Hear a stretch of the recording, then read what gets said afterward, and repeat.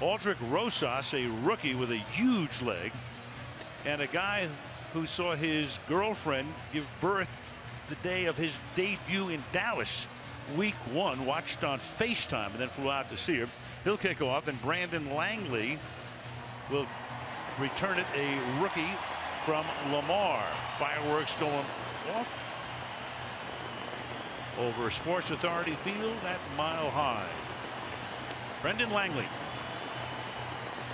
hopeful of being able to run this one back, but when you kick off at altitude, it's normally pretty deep, and it is here, but he's going to come out from 7 yards in, and the rookie gets spilled at the 21-yard line. That's where the Broncos offense will take over. Here they are. Trevor Siemian, Northwestern. C.J. Anderson, Laney College. Demarius Thomas, Georgia Tech. Emmanuel Sanders, Southern Methodist University. Benny Fowler, Michigan State. Virgil Green, Nevada. Garrett Bowles, the University of Utah. Max Garcia, Florida. Matt Paradis, Boise State. Brian Leary, University of Memphis. Menelik Watson, Florida State. Leary, the ex-Cowboy, came over in the offseason. Free agent from the 22-yard line. They start by giving it to number 22. That's C.J. Anderson, having a very good season. Picks up just one here. So Trevor Siemian, 7th-round draft choice back in 2015 when Peyton Manning was the quarterback. Won the job last year, won the job this year. He was in a battle with Paxton Lynch, who was their #1 pick last year, and he won the job. Throws to the outside, and that's caught by Demarius Thomas. Both Thomas and his running mate Emmanuel Sanders looking for more catches, but what wide receivers don't. Absolutely. It's part of our motto. That's exactly right. But this is an offense that typically, at least over the past couple of games, hasn't been blowing people out of the water. And so if this Giants defense can revert to form of what they did last season a little bit, they should be able to stay in the game. Overall, Denver 13th in offense, and on 3rd and 6, that's incomplete. So the Giants winning the toss, deferring, and that works out very nicely for them. Throwing it out very quickly over the first 56 seconds, and Denver to punt. Yeah, and the good news is that that was Eli Apple who's out there playing. He didn't start the game last week. Didn't play the first 3 series. Benching, not benching, whatever you want to call it. Everybody had a different definition, but well played there on the first. Riley Dixon out of Syracuse in his 2nd season. He's going to send it down to Ed Egan, who is making his NFL debut. One of the guys that Peyton Manning, or Eli, will be looking for tonight. Peyton is in the park. He'll be looking for him too. Fair caught at the 25-yard line. And let's take a look at the Giant offense. Eli Manning, Ole Miss. Orleans Darkwa, Tulane. Roger Lewis, Bowling Green. Tavares King, Georgia. Red Ellison, USC. Evan Ingram, Ole Miss. Eric Flower, All About the U. John Jerry, Ole Miss. Brett Jones, University of Regina. DJ Fluker, Alabama. Justin Pugh, Council Rock High School South. Different guys in different spots as they have shifted around on the offensive line for this one. And you saw Pugh introduce himself, playing right tackle tonight. Darkwa is the running back. Manning to take it out of the shotgun. And the crowd already at full throat, as they always are here. And Manning throws over the middle, and it's dropped up at the 36-yard line. Wobbly pass intended for their #1 draft choice out of Mississippi, Evan Ingram. Yeah, no question Evan Ingram is going to have to take on a much bigger role here this evening. The weapons simply aren't there. There goes a little double move against Brandon Marshall to throw a bit behind. But those two guys are going to have to find that connection. Ingram, a very fast tight end, maybe the fastest in the league. Giants with 3 wideouts, which is their base. Even with all of the injuries, and now they'll keep it on the ground and run it on an inside draw to Orleans Darkwa out to the 28-yard line. It'll be 3rd down. Darian Stewart makes the tackle. So something about the bloodlines of the Manning family. Eli making his 205th consecutive start. Brett Favre, of course, is way out in front in that category. 297. Peyton Manning would be 2nd. As you can see, Michael Strahan with the Giants record. But Manning has etched his name into that Giant record book in a lot of categories. 3rd and 6. They move Shane Vereen into the backfield.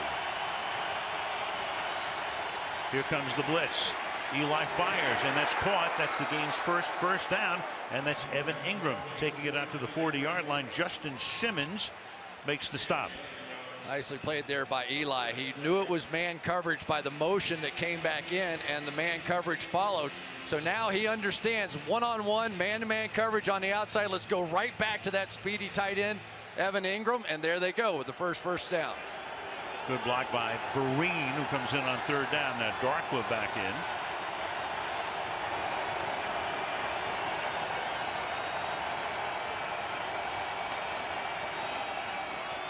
And Darkwa gets it and picks up a yard or so. Let's take a look at the Denver defense.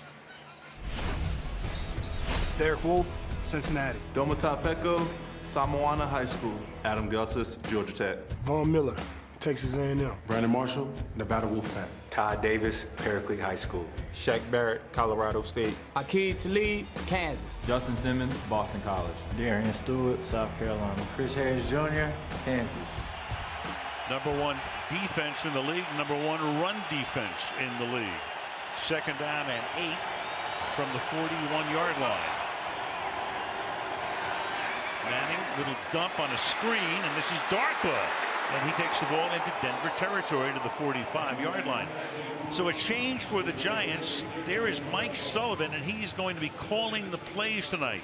Now, McAdoo's been calling in for the last 3 years, plus the 5 games in this season. So he has turned the play calling duties over to Sullivan.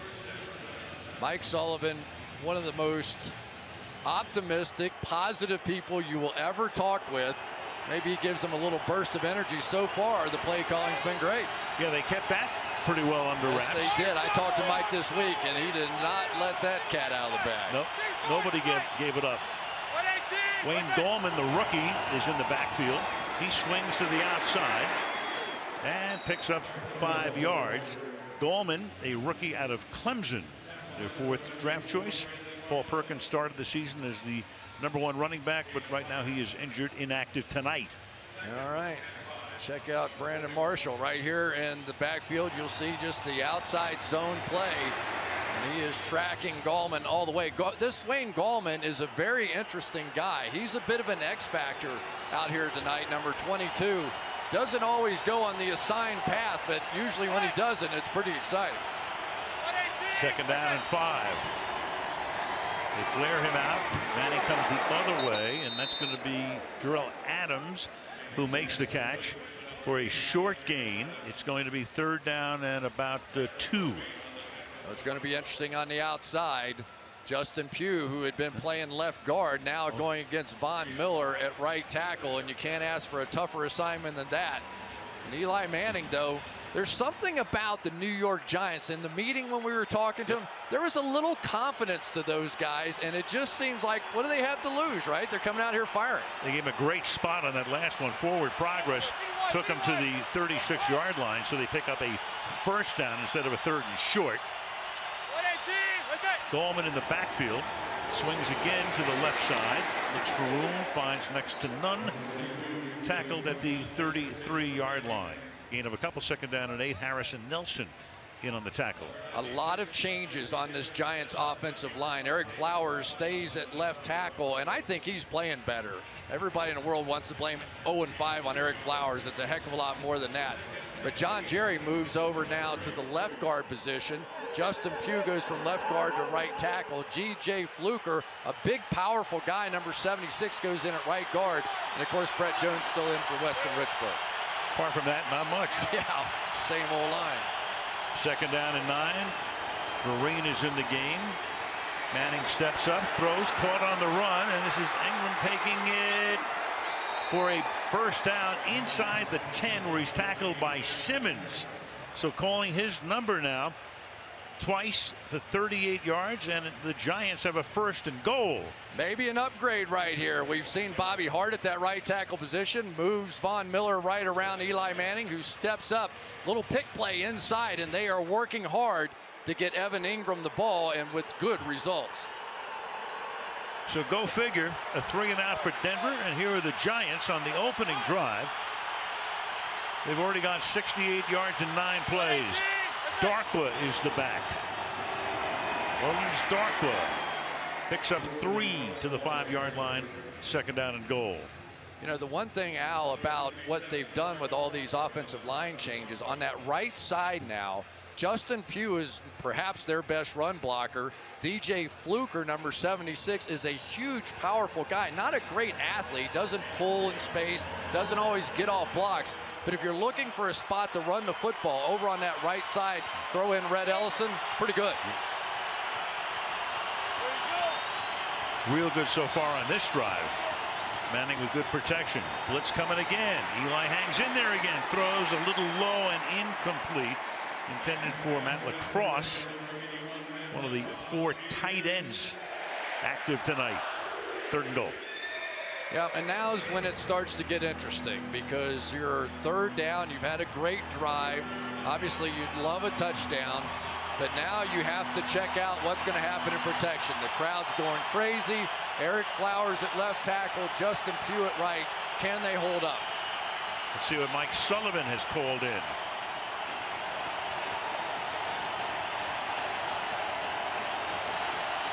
Play clock inside 5.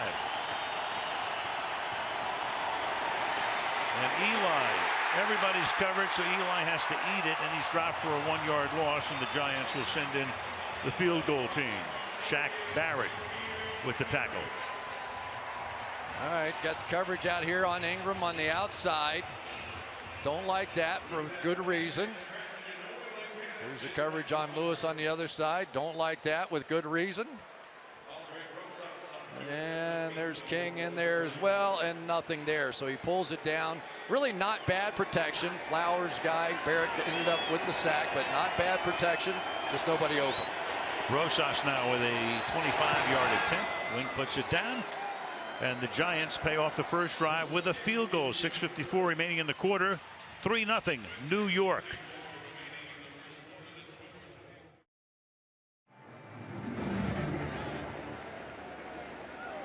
And this kickoff is taken 8 yards into the end zone for a touchback. So here's a guy, Chris, who really needs to have a big game. Oh, yeah. Yeah, he's one of the few stars left out there, and he needs to not just have a good game. Jason Pierre-Paul needs to have a fantastic game. Now, he does have 1.5 sacks on the year, a couple of quarterback hits, and 11 hurries, but we talked to Ben McAdoo about it just a little bit, and he said, no, he hasn't really jumped off the tape yet, has he? And we said, no, he hasn't. But tonight he is going to have a great opportunity in this game. Off play action. Thrown for a first down, but a flag is down. Demarius Thomas makes the catch. Bill Vinovich, the ref. Offense number 73. 10-yard penalty. Repeat first down. Alan Barber, so wipe that one away. And it's 1st and 20. Alan Barber in here, and there is Tomlinson right there going against Barber, and just going to get the better of that matchup. And that was play action. You saw the hold. Sometimes you feel like you have to, and in that case probably should have just relied on the quick Trevor Siemian to get out of the way. So now backed up, and we'll see if these big play wide receivers who haven't had a lot of action so far this year get involved now. First down and 20. Keep it on the ground. 1-yard gain. Let's take a look at the New York defense. Jason Pierre-Paul, South Florida. Damon Harrison, D. William Penn University. Dalvin Tomlinson, University of Alabama. Kerry Wynn, Richmond. Devon Kennard, USC. B.J. Goodson, Clemson. Keenan Robinson, Texas. Eli Apple, The Ohio State University. Landon Collins, Alabama. Darian Thompson, Boise State. Janoris Jenkins, North Alabama.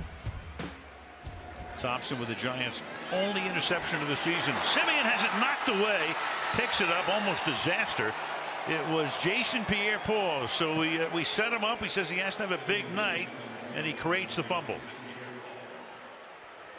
Here's the matchup of the night right here. Menelik Watson has been without question the big weak link here. You saw C.J. Anderson come by and try and chip, but to no avail. And if JPP can apply that kind of pressure, remember, starts with a holding call, you back him up, must pass. Now your pass rushers can get after him. Great start for JPP.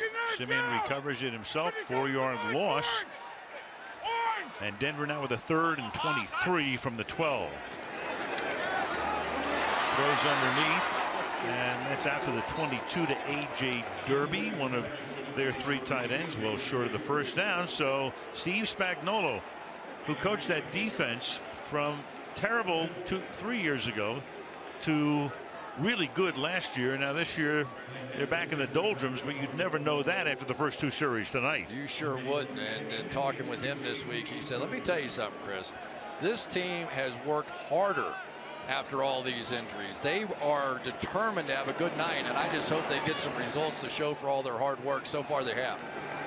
Dixon sends it into the night sky, backing up, making the fair catch is Ed Egan at the 30-yard line. 4.5 to go in the quarter. Giants with the ball and a 3-0 lead in Denver.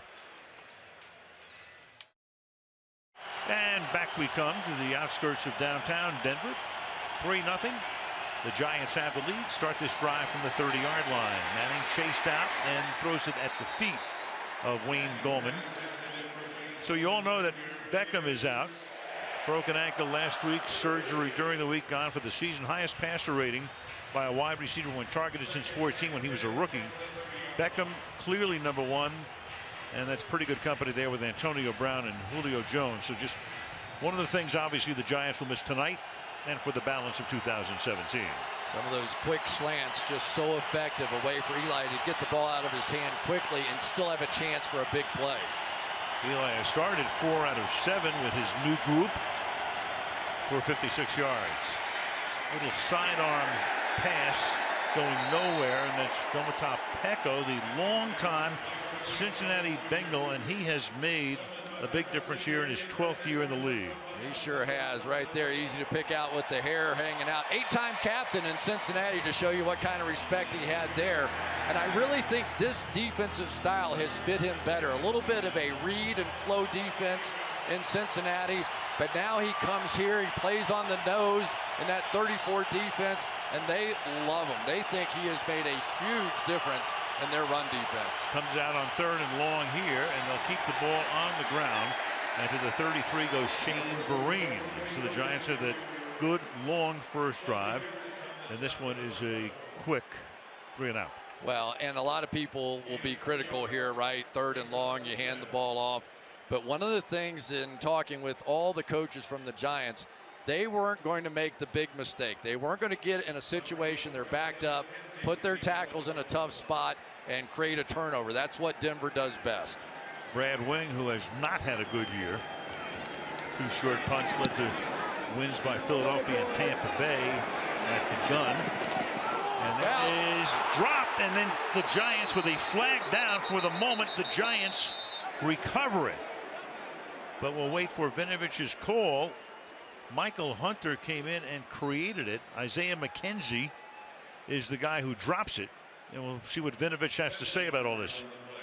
Not room to make that catch is what they're discussing. I'm sure they're probably also wondering, was he blocked in? And I didn't see that. Kick catch interference. Yeah. Kicking team number 23. 15-yard penalty. First down. Timeout.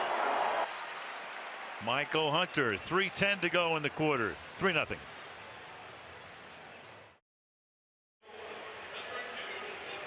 In addition to the injuries, of course, Dominique Rodgers-Cromartie, the great defensive back, was suspended for 1 game. They'll talk tomorrow, but McAdoo told us last night there were 4 separate incidents last week that led to that. Meanwhile, Denver starts from the 43 after interfering with the catch, and this is Jamal Charles, the longtime Kansas City Chief, in his first year now over here, picking up a couple of yards. Yeah, and just to follow up on that Dominique Rodgers-Cromartie statement, McAdoo basically said, hey, I'm not looking to go out and suspend players or sit them, but there comes a point in time where you have to take a stand, and it's for the best of the organization as a whole. He decided that enough was enough with DRC. He said it's for the long-term health of the organization. Off play fake, Simeon fires deep downfield, and that's caught. Sanders spinning around, picking up a lot of extra yardage. Emmanuel Sanders down to the New York 21-yard line. Spun Ross Cockrell around. Well, and here's the problem. The upside is you've taken care of discipline on your team. The downside is you don't have another slot corner. I mean, they're basically trying to train Ross Cockrell, who came over from Pittsburgh on the fly to play in the slot. He doesn't have much experience at all. And you're playing against one of the quickest wideouts in all the National Football League, and Emmanuel Sanders. We'll keep an eye on that one. You could tell Simeon was targeting him from the start. Cockrell came over on the eve of the regular season. The ball is at the 22-yard line. Play action again and rolling outside. Simeon throws and incomplete. That's Derby, who can't make a one-handed catch. She scored a touchdown in their last game 2 weeks ago against Oakland. Let's go to Michelle. Al, Eli Apple told me the Giants secondary will miss Dominique Rodgers-Cromartie's ability to cover and create interceptions. Landon Collins called the loss of DRC devastating, saying we badly need him. Collins spoke with DRC, told me his teammate has the right state of mind, knows he was wrong for leaving the team Wednesday, and wants to be back with them now. And Michelle, that was already evident on that play 2 plays ago for the 33-yard gain. Now a little toss here. Jamal Charles takes the ball to the 17-yard line. B.J. Goodson, the middle linebacker, makes the tackle. 3rd down and 5 for the Broncos. How good is it to see Jamal Charles back playing again? I mean, no question, one of the great running backs to ever play in the game.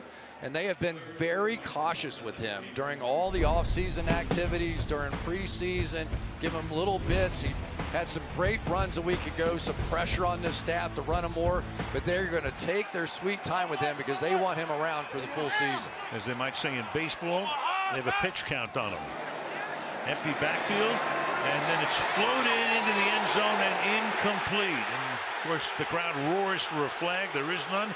That's Devontae Booker, the running back, who was flanked out. Keenan Robinson, the linebacker, covering on the play, and it's 4th down. One of the things they love about Devontae Booker, they think he is a tremendous receiving talent, a bit overthrown there. But in talking with Vance Joseph, he said that Booker was playing so well early in the year in camp that he thought he was going to end up being the starter. Just didn't happen. Brandon McManus, and that's odd, especially here where they make almost every field goal. He's missed 3, and now he's missed 4. So McManus, who's been one of the best kickers in the league, has now missed 4 field goals at home. And it stays 3-0 Giants.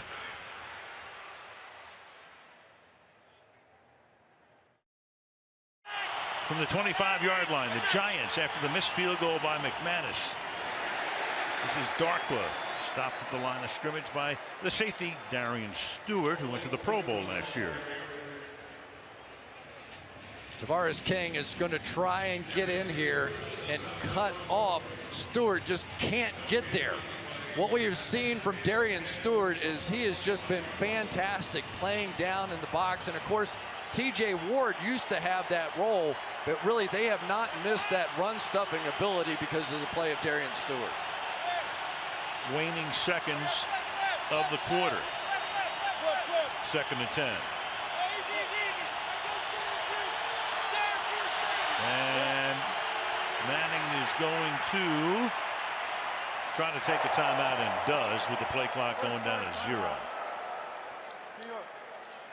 Couldn't. They had play clock was gone.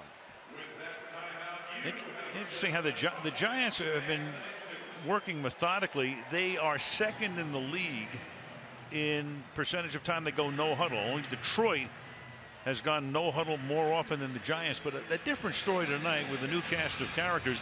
And one of the things McAdoo said to us last night is we have to shorten the game. Yeah, but you know, they've come out in that first series and opened it up a little bit, and I think at least established they can throw the ball, and now maybe they get back to the running game. There's a guy that would know all about it, Big Peyton. Always good to see him. Making his home now in Denver. So after the timeout on the 2nd down and 10, Darkwa wants to check with Eli. Crowd roaring as usual. And Darkwa will work his way up to the 30, and we will work our way to the end of the first quarter with the New York Giants on top, 3-0 on Sunday Night Football. Resuming after these messages.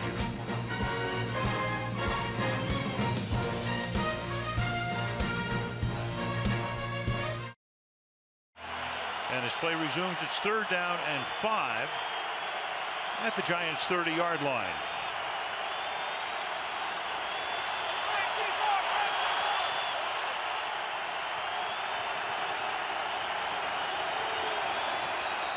And there's a flag because there was movement on the left side of the Giants line.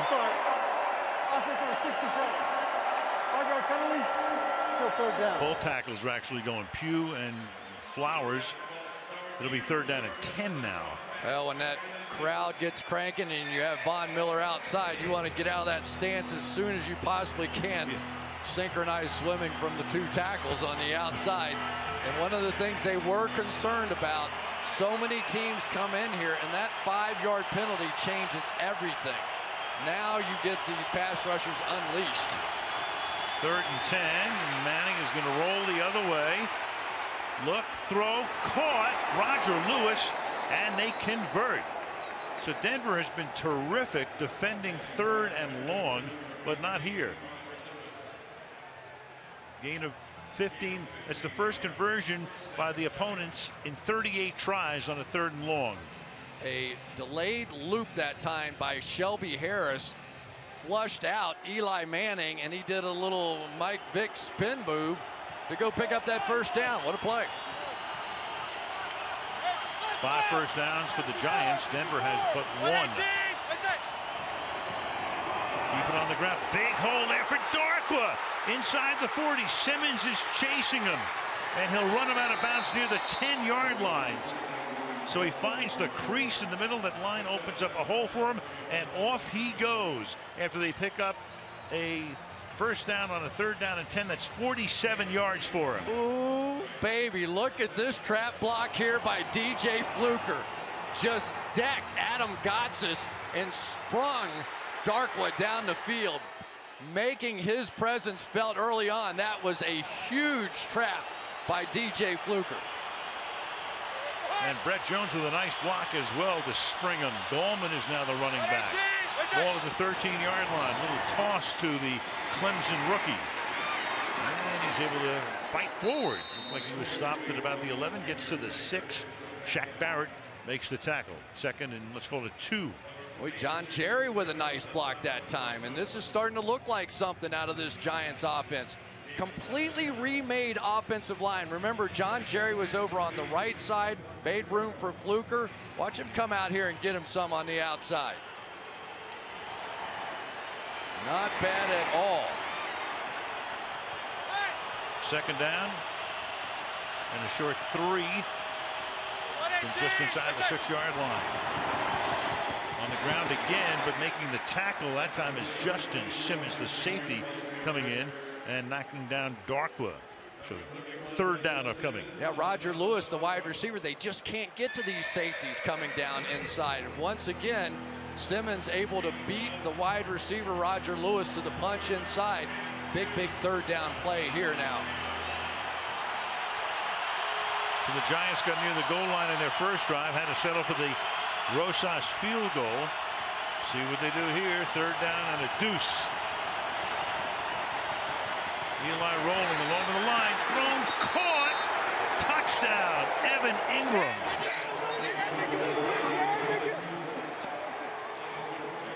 So the Giants go 75 yards in 7 plays. Eli getting out of the pocket. That's one way to avoid pressure from the backside. You don't have to block as many. And then you get the little pick play on the outside. Nothing too blatant, but just enough. Picking off Simmons right there. Didn't really push or extend or do anything crazy. The officials let it go. And that is the kind of game they knew they had to have tonight out of Evan Ingram and Eli Manning to have a chance. So a great start for Blue. Rosas for the point after. That Darkwa run after the big third down conversion for 47 to set it up 10-0 Giants.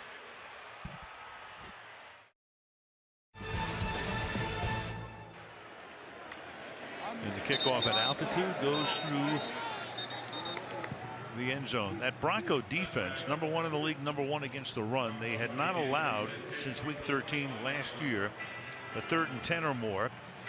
38 attempts until this one, and that was the longest such streak in the NFL in 12 seasons.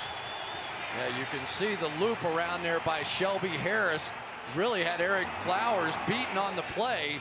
but they end up completing their first pass to this young wide receiver core. They've completed it to backs, they've completed them to tight ends, and that little partnership right there is starting to look pretty good. Mike Sullivan, Eli Manning, first time calling plays, working out pretty well.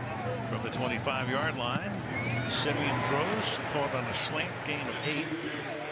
Thomas makes the catch. So Trevor Simeon played his college football at Northwestern, drafted near the end of the 7th round, and they brought him in, and you had, of course, you had Manning, who would lead the team to the Super Bowl, so he has a ring. And then last year, after Peyton retires, he battles it out. They brought in Mark Sanchez, along with the rookie Paxton Lynch. He won that job, and then he beat Lynch out this year. Anderson should have enough for a Denver first down. Mike McCoy, who's been the head coach of the Chargers over the last 4 years, is now once again the offensive coordinator at Denver. He was a few years ago. That led to the job in San Diego, and now he is back under Vance Joseph. And this team has been a bit overpowering in the run game, but so far this Giants defense came out here a little angry tonight. First down, off the fake. That is caught. That's Thomas, and he'll take that ball for a first down to the 47-yard line. The rookie linebacker Munson makes the stop. There's Thomas on the outside working against the best for the New York Giants in Janoris Jenkins.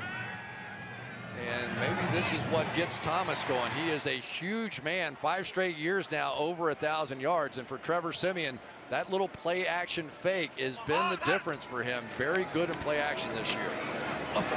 Nothing. Kerry Wynn, number 72, stops C.J. Anderson in his tracks for a loss of 1. Anderson just ran into a wall. That was Jeff Hireman out there trying to block Kerry Wynn and really just sort of escaped the block and then just completely decked C.J. Anderson, who's a big guy. Made that cut and sort of tackled him with his hip.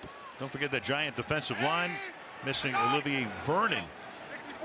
Injured and inactive tonight, so another guy down. Well, you end up in some pressure situations if you're running on first down. And that is caught. Nice grab at the 50-yard line, and the ball comes out. It's a live ball, and Collins is going to wind up with it. The question is, was it ruled a catch in the first place? That's Thomas. Well, if it's ruled a catch, then that is, he is down by contact. So I think it's pretty clear here. The ball hits the ground under his control and then comes out.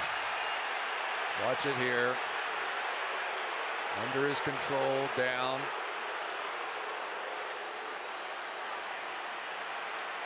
Well, it's the elbow and the ball. The elbow hits, the ball comes out almost simultaneously with that.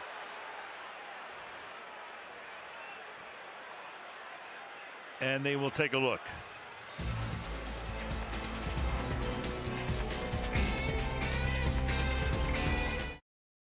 After reviewing the play, the runner was down by contact. Denver's ball, 3rd and 7 at the 50-yard line. All right, so to clear it up, there was no whistle blown. It was ruled a turnover because the Giants wound up with the ball, but all turnovers are reviewed, so there's no challenge involved here. And it was ruled down by contact. You saw the forearm hit as the ball came out. So Denver maintains possession, as is explained to Vance Joseph. He's happy with it. 3rd down and 7. Yeah, you don't have to explain nearly as long to the coach that got the favorable ruling. The guy's got it right, yeah. C.J. Anderson in the backfield. He stays in the block. Simeon throws, and now you've got contact, and 2 flags come in, and that's pretty clear that Jack Ragged Jenkins took Demaryius Thomas out of the play. Well, tangled feet, not a foul, so there had to have been something more than that, but it's sort of interesting that Janoris Jenkins is the one getting attacked here. Best interference, defense number 25. Spot foul, automatic first down. Let's see if he grabs the hip here on the outside. Well, there is no number 25. He meant 20.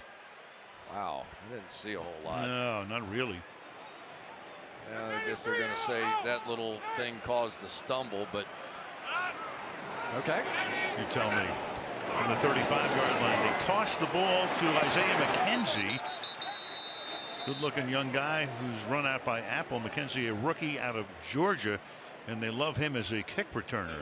Yeah, he's had a couple of big ones called back already and still averages about 11 yards per return.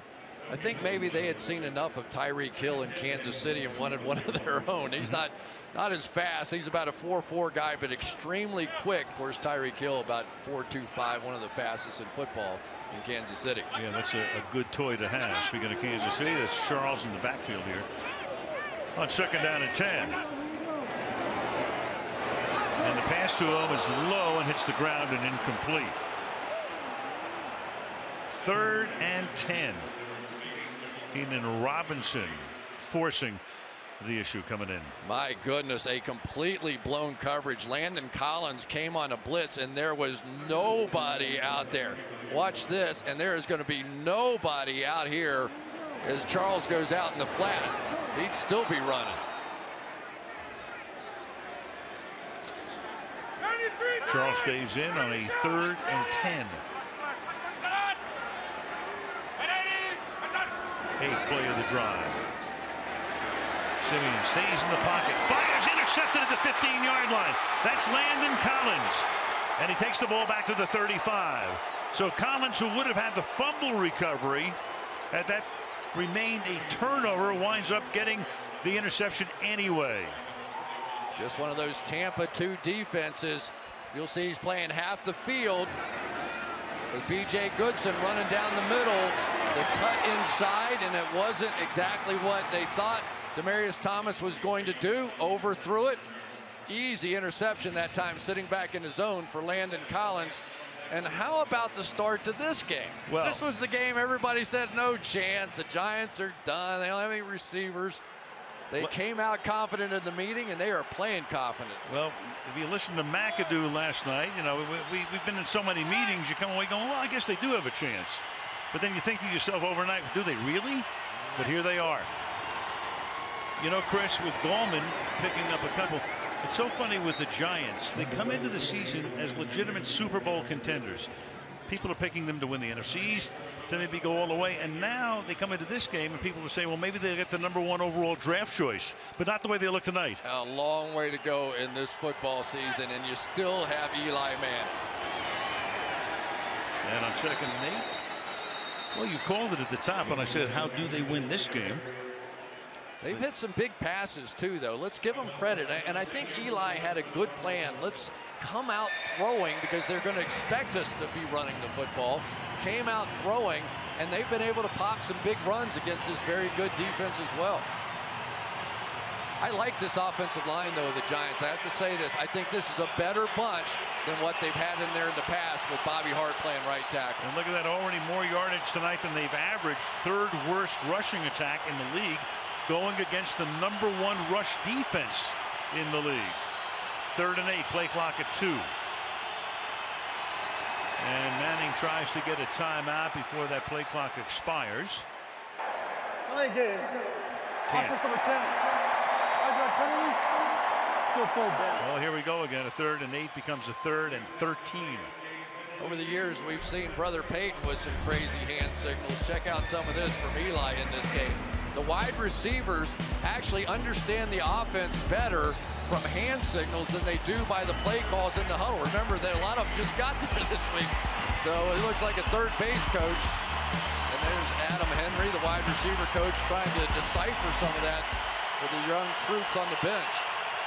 To a group that needs name tags. Yeah. Hello, my name is. 3rd and 13.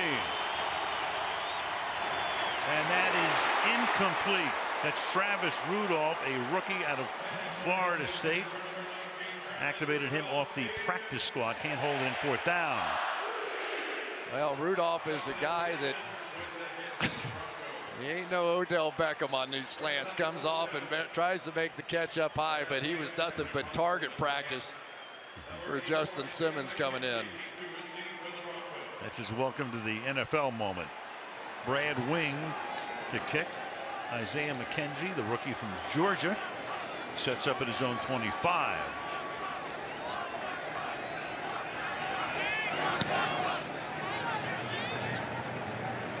At 5,280 feet, it's McKenzie, avoids the first man and takes the ball back to the 20-yard line. So halfway through the second quarter, Giants 10, Denver nothing. Vance Joseph went to school up the road at Boulder, and he's the first NFL head coach from the University of Colorado. First time he's been a head coach on any level. Longtime assistant. In fact, he and McAdoo were on the same staff in San Francisco back in '05 under Dick Nolan. So very familiar with each other. I say Dick, well, his son Mike Nolan was the coach at that point. All kinds of connections from the 20-yard line. Charles avoids that tackle and turns no gain into a gain of close to 5 yards. Speaking of Colorado, pretty distinguished guys who went to school in Boulder. Byron Whizzer White, Supreme Court Justice, graduate of Boulder. Glenn Miller. Bill Toomey, an Olympic decathlon gold medalist. And one Robert Redford. As the pass is caught up at the 48-yard line, this time by Virgil Green, the tight end. And a first down for Denver near midfield.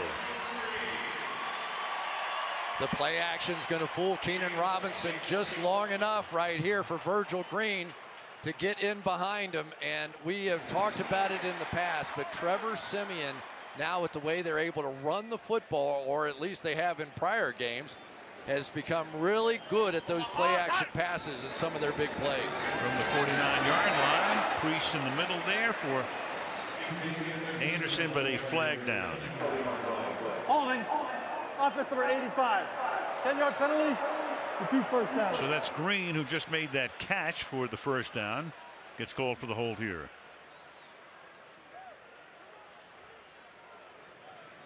Yeah, little grabs all over the place. Here you have one of the better centers in the league, Matt Paradis, here going against Snacks Harrison. I think the clear leader of best defensive interior line player against the run.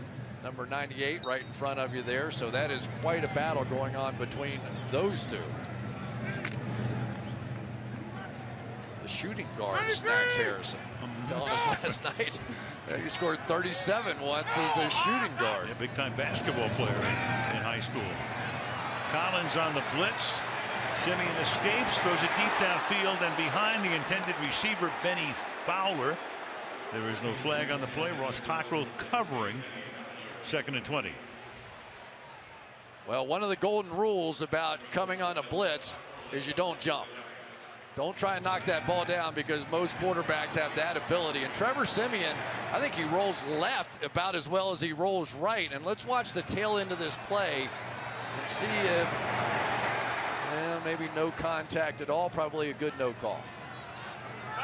2nd and 20 from the 39. Four-man rush. Going on a slant. Thomas takes the ball to midfield, where it'll be 3rd down, and let's call it 9. Siemian loves play action. Go back to last year, he was 22nd in the league in play action, but they have a good running game this year, so it's paid off for him. Almost 30% highest in the NFL. I mean, play action is great if you got a great running game. Yeah, and you're not behind 10-0. It's harder to stay with the running game, so they really need to put something on the board here to stay with what they do best. 3rd and 9 is Siemian. That's good protection, goes deep downfield into traffic, and it's caught at the 10-yard line. Thomas was bracketed. Thompson and Jenkins are both there, and he comes up with a big grab for 40 yards. Just a great route that time by Demaryius Thomas. Watch him sell it inside and then get back on the good side. That's called stacking the defensive back. So you get in front of him, and he literally cannot get around you. Then you get that big body going up and making the leaping catch.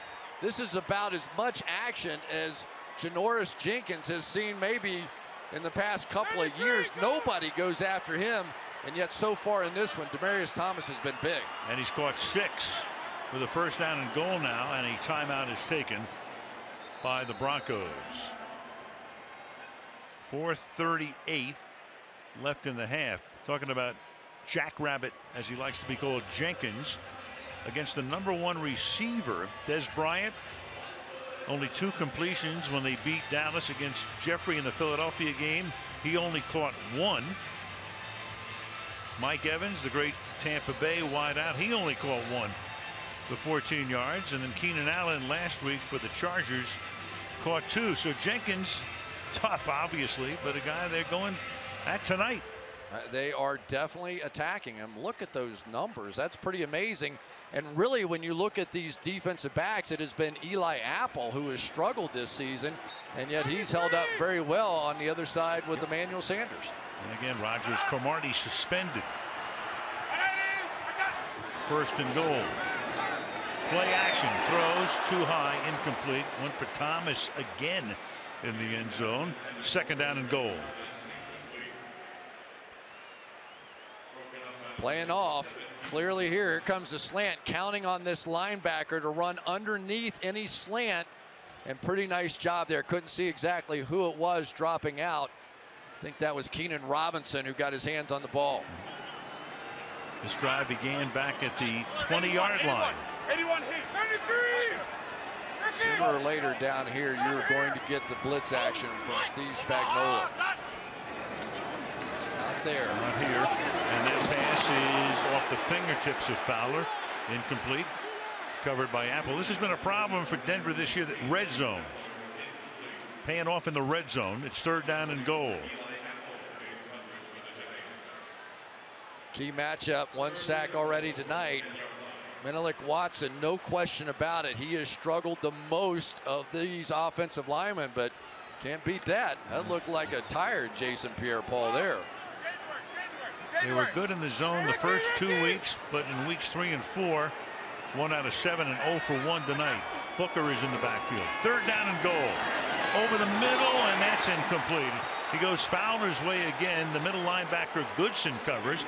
So they get to the 10, gain nary a yard from there, and it's 4th and goal. Wow, there was a lot of contact on that play. Let's take a look here.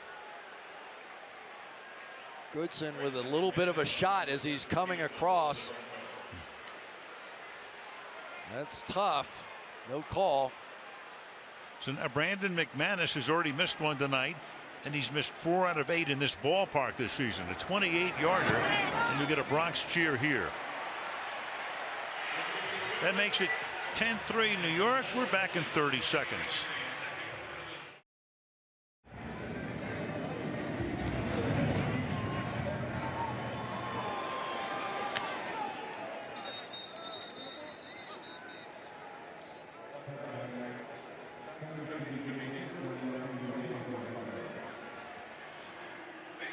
Von Miller, been in the league since 2011. Most sacks, 77.5 over that period of time. J.J. Watt would be next in that category. Oh, yeah. 26 in the force. Hey. Dance away. Highest percentage among players with 75 or more sacks since 1982, when sacks became an official statistic. Dancing's an official statistic with him. That's pretty strong. Fun guy. Great guy to be around. Loves football. From the 25. Play action for Manning, and he cannot escape. They get rolled down to the 22-yard line. Adam Gotsis, number 99, flexing his muscles. Can't blame it on Eric Flowers. Watch the job he does on the outside against Von Miller. This is good. He's moving his feet, staying in front, just nobody open, trying to hit Roger Lewis on the little dig route, crossing route down the field, just wasn't open. Pair of sacks now for that Denver D on a second down and 14. Going to draw. Darkwa, who had that 47-yard run, is stopped at the 23-yard line by Pecco. Third and long. The big man, Domata Pecco inside. Watch him just kind of control it. They don't ask him to do a lot. A little two gapping inside there. Just make sure they don't run on either side, either gap. And he has been really good at that for the Denver Broncos defense.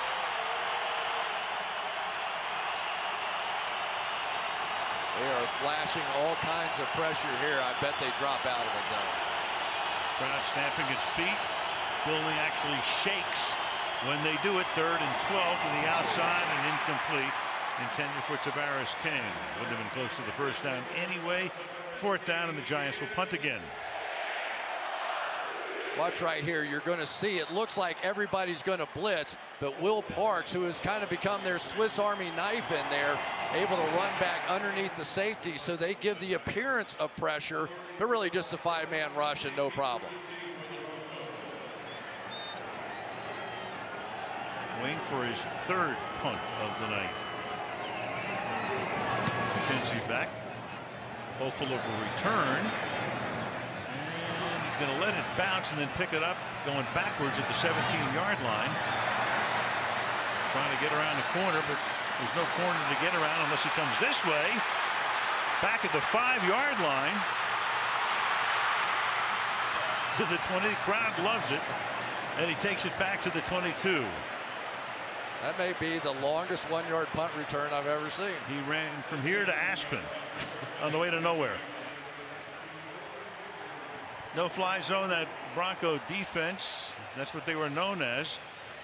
Allowing the fewest pass yards and pass yards per play in each of the last 2 seasons. This year it's ground control, #1 against the rush. So only 50.8 yards per game allowed on the ground. But tonight, Bronco already gained 47. And the Giants Giants having a big night on the ground. I cannot watch that. You do that with the ground control and not have the next words out of my mouth, Major Tom. Of course. From the 22-yard line. Nice little run here in traffic by C.J. Anderson to pick up 5, maybe 6. Clock ticking down to the 2-minute warning. Boy, C.J. Anderson has really picked up his game this year, and he had to. Devontae Booker was hurt. Jamal Charles, they were babying a little bit, and they told C.J., listen, I know you're coming off the knee injury, but you're going to have to carry the load until those guys get right. He did it, and he's been great early in the year. A little shaken up, and we'll go to the 2-minute warning right here. 2-minute warning, and a surprising score right now, 10-3 Giants.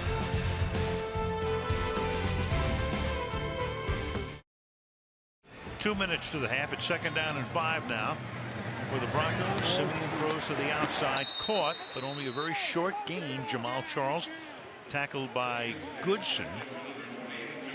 And that will set up a 3rd down and 4 for Denver. He was having a nice first half out there. Garrett Bowles playing left tackle, their young rookie. He has hung in there all day long. #1 pick out of Utah. Overall 20th in the draft. 3rd down and 4. Simeon, he's going to run, and he slides to a stop at the 39-yard line. Big 3rd down conversion. Clock keeps rolling. Broncs have 2 timeouts.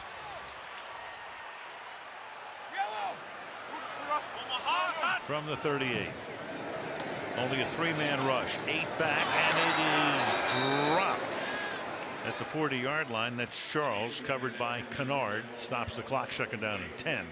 Well, that's a big play by Trevor Simeon, though, wasn't it? Stepping up. You got a little pressure coming on the outside by Jason Pierre-Paul. He saw it, took that deep drop. But with great pass rushers, a lot of times if you can get back there, that deep drop, pause a minute, and then step up, they'll run right past you. Omaha action there. Blitz is on. Pass is incomplete. Intended for Emmanuel Sanders. Darian Thompson on the safety blitz that time. Apple covers. 3rd down and 10. Steve Spagnuolo's specialty here. Overload one way, drop out the other way. They want to try and put 4 guys on 3 of your blockers, but C.J. Anderson came across there. Nicely done with that read. Here on the outside, Eli Apple, who has really had a tremendous first half. I think without question, best half of the season. A little comment over to Keith Talib. So I got you. Little peer conversation. 3rd and 10. Only a 3-man rush again, and that's intercepted at the 40-yard line.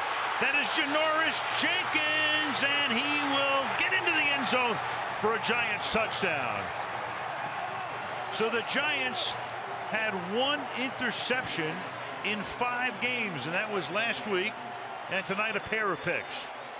43 yards on the return. Just a huge mistake. You see the 2 safeties. It's going to be cover 2, so Janoris Jenkins has no responsibility deep. When the flat comes out there, he jumps that, and that is just a huge mistake by Trevor Siemian. A very easy read, should have been no problem at all. And there comes Jackrabbit, and there goes Jackrabbit. Pass was intended for Fowler. Rosas for the extra point. And it's not a misprint with 48 seconds to play in the half. The Giants, big underdogs, leading by 14 on the road.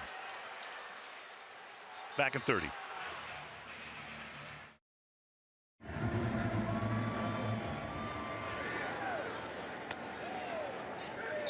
Touchback here, 48 seconds remaining in the half.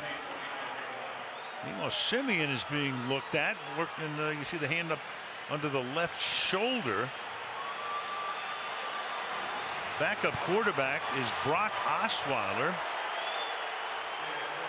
Could be as he was making the tackle, hits the ground. And in the meantime, as they were working on him on the bench.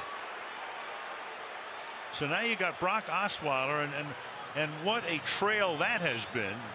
He appeared to be at one point the successor to Peyton Manning, and then took the big deal in Houston. Didn't work out down there. Got traded to Cleveland, and then sent here earlier this season. And Osweiler fires, and that's caught by Fowler, targeting him a lot, but a little short of the first down.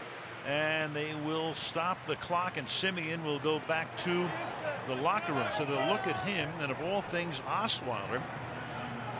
They tried to sign Osweiler to a big deal. I mean, Elway gave him a huge offer, but Houston's offer was even better. He won 8 games down there in a playoff game last year, but he wasn't going to be the future. And that's why they went out and drafted Watson. As you look at John Elway, dealt him to Cleveland. Now Cleveland picks up most of his salaries. He plays in Denver. Yeah, and the 2nd-round draft pick swapped around and all of that mess. But basically, John Elway's greatest deal, he got the guy he wanted as his backup quarterback for a fraction. And the Browns now having to pick up almost all of a very large contract. Osweiler at 6'7" and 240. Stands in the pocket and flips it incomplete. Intended for Booker. So 3rd down and 1, and the clock stops at 37 seconds. So Jenkins, they've been going after him tonight with success until then. 6 career interceptions returned for touchdowns. Only go to the well so often, and there's Paxton Lynch over on the sideline, and a lot of people thought he was going to be the quarterback this year. Straight up quarterback battle, but Trevor Siemian won the job. But he has a bad shoulder, and that's why he is inactive. And on 3rd and 1, it's going to be a struggle to get the first down here, but it's Booker getting it, and they will take their final timeout with 30 seconds as we go to Michelle. Well, Trevor Siemian, you saw him go back to the locker room. He is officially questionable with that left shoulder, and we'll get more at halftime and bring you up to date after that, Al. All right, thank you, Michelle. So Osweiler, there it is, and yeah, you can see that's exactly where it happened. Yeah, landed sort of awkwardly on that forearm elbow, and you could see the jolt to that left shoulder area. And this is interesting now for Brock Osweiler. How comfortable are you unleashing him? Already down 14. Can't afford another mistake. 93! Down! Denver out of timeouts, trying at least to get into the field goal range. 3-man rush again. Osweiler rolling away. Flag is down, and the pass is incomplete, and that took 8 seconds off the clock. And you've got an injured Giant back at the 28-yard line. Face mask. Offense number 65. 15-yard penalty. Repeat first down. That is Avery Moss, the rookie linebacker, who needs a little bit of attention. Flag on Leary, and Moss hobbles off. Yeah, they like Avery Moss, though. A young man had 11 sacks at Youngstown State and been playing pretty well. They don't have many pass rushers. Olivier Vernon not in this one. Romeo Aquara not playing in this one, so they needed Avery Moss to step up and at least spell some of these guys on the outside. First and 25 with 22 seconds. Denver will get the ball to start. Or the Giants actually get the ball to start the second half. So they try to get to field goal range and don't even come close here. Booker. Osweiler wants to spike it here to at least save time for a Hail Mary. He does that, but good luck. He'd have to get 70 yards to get a touchdown because there's no chance to get the field goal here. With no timeouts, 2 seconds on the clock.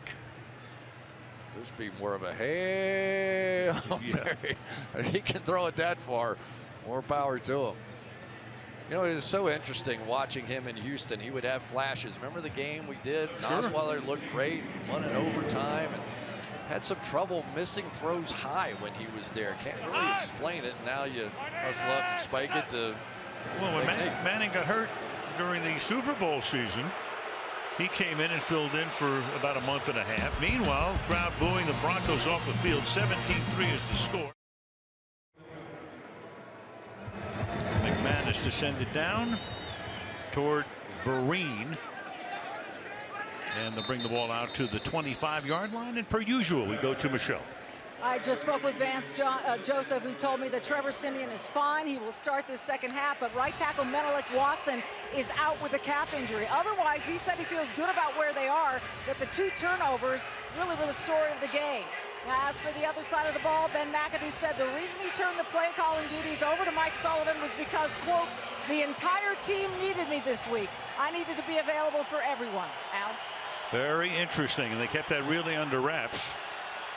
And Vance Joseph is happy where they are right now. He's the most optimistic guy in the world. Down by 14. Darkwa is the running back. And a 47-yard gallop in the first half, and this one is good for 14. Out to the 39-yard line, tackled by Simmons. The one thing that I love about Darkwa is that when he picks a path, he is going to stay on it. He's going to believe that his offensive line and tight ends are going to make that hole. It is so funny to watch these 2 backs play. Darkwa stays on the path almost every time, and Gallman about 10% of the time. Completely different backs on the Giants. Good start for this drive. Had a great opening drive, but bogged down. It resulted in only a field goal. And this time he cannot get on track. Got Simmons coming in along with Pecco, knocking Darkwa down. And the targets tonight, the tight end rookie has been thrown to 4 times. Gallman, the other rookie, twice. Lewis, Darkwa, and Adams once. 1 catch by the wide receiver, as we mentioned, that would be Lewis. And that was good for 15 yards. And it was a big catch, too, because it was on a 3rd and 10. And a great play by Eli. That was the spin out. Spinning to his left, 2nd down and 12. Off play action. Then he throws and falling down and getting back up. That's Wayne Gallman. Comes up about 5 yards shy of the first down. 3rd down upcoming. Well, for me, one of the stories of the first half, Justin Pugh right here working against Von Miller. And out of 13 pass rushes now, Von Miller, arguably the greatest pass rusher in the National Football League, has 2 hurries, no hits, no sacks. That is a huge win for the Giants and a big reason why they're winning so far in this game. 5 different offensive line combinations this season in 6 games for the Giants. They're on to something. 3rd down and 5 with Vereen in the backfield. Manning looking, throwing, and it's incomplete. One hopped it. Shaquille Barrett put the pressure on, intended for Lewis, so it's 4th down. Yeah, it was Barrett, and it was Derek Wolfe that really sort of broke through on the other side One of the problems that DJ Fluker has is when he has to handle some different kinds of stunts in there, he can get a little off balance and a little confused because he hasn't been in there very much, and it happened to him again right there. Good average for Wing, who has not been having a good year, but averaging 53 per boot tonight. A good one here, and a fair catch is called for at the 11-yard line by McKenzie. So Derek Bull trying to fire up his Denver Broncos, who trail 17-3.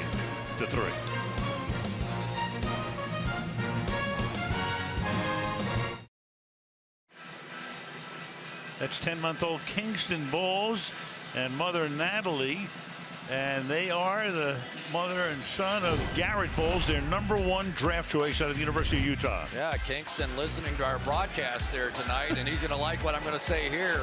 Papa, Garrett Bowles is doing well on the outside. Very athletic guy who really has only played the left tackle position for about the last 4 years, but he's getting it down, isn't he? He has been the athletic guy on that side, and there he is. Hi, Kingston. Goo goo gaga. There you go. At the 10-yard line, Simeon throws, and that's caught on a slant, and that's Emmanuel Sanders who has the first down and has a word for Cockrell as well as he gets up. Yeah, aren't you a little bit surprised that they were able to get the slot position going against Ross Cockrell in the first half? It never really came back to it. They really just stayed with Demarius Thomas going against Janoris Jenkins until Janoris Jenkins put one in the end zone. Yeah, well, that was the big surprise, going at Jenkins, and they went once too off into the well, and he made him pay for it as C.J. Anderson picks up about 7 yards here on first down. Yeah, and this is what looks so good. And we've got a new right tackle. Injury here. That's B.J. That's the middle linebacker, B.J. Goodson, who already has missed a couple of games this season with a shin injury. Missed games 2 and 3. And they are extremely lean at the linebacker position. Jonathan Casillas not playing in this game. That looks a lot better than it did about 30 seconds ago, as B.J. Goodson, who was shaken up, looking at his back, puts the helmet back on, so he looks like he's ready to come back. In the meantime, Curtis Grant takes his spot. The Giants very thin at linebacker, so we'll see if Denver can exploit that at least momentarily, but not here, as C.J. Anderson gets ridden back by a trio of Jints. Harrison leading the charge, no gain, 3rd down and 3. Yeah, you have to get past Snacks, Damon Harrison inside before you get to the linebackers, and that's hard to do. That guy just gobbles up everything, and what a personality. Wasn't it great visiting with him? So fun and entertaining and humble, and just kept you laughing the whole time. Went to William Penn University. He says everybody thinks I'm an Ivy Leaguer. That university is in Iowa. 3rd and 2, and that is incomplete as Eli Apple hits Emmanuel Sanders just as the ball got there, and it's 4th down. Just as the ball got there was the operative phrase. Let's see if that's what happened. Here's the matchup on the outside. Did he get there early or not? Yes, he did. No question about it. And did he still have a chance to catch it? Yeah, but when you get hit from the back, your eyes and everything gets moved forward, and you just have no vision on the ball at that point. That should have been a foul. Riley Dixon, his 3rd punt of the night, is a good angled kick that's fielded at the 16 by Ed Egan. And he's able to work his way back out past the 30-yard line.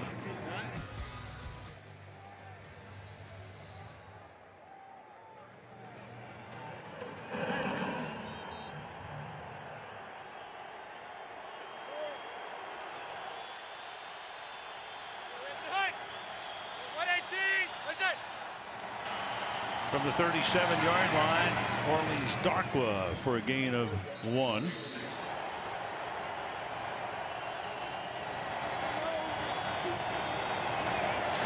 Second down and 8, among other things. And that is caught by Ingram, and the tight end takes the ball all the way into Denver territory, where he's run out by Todd Davis. after a gain of 21 yards. You just don't see tight ends hit the Jets like this, and I don't think Todd Davis has ever seen one hit the Jets like that.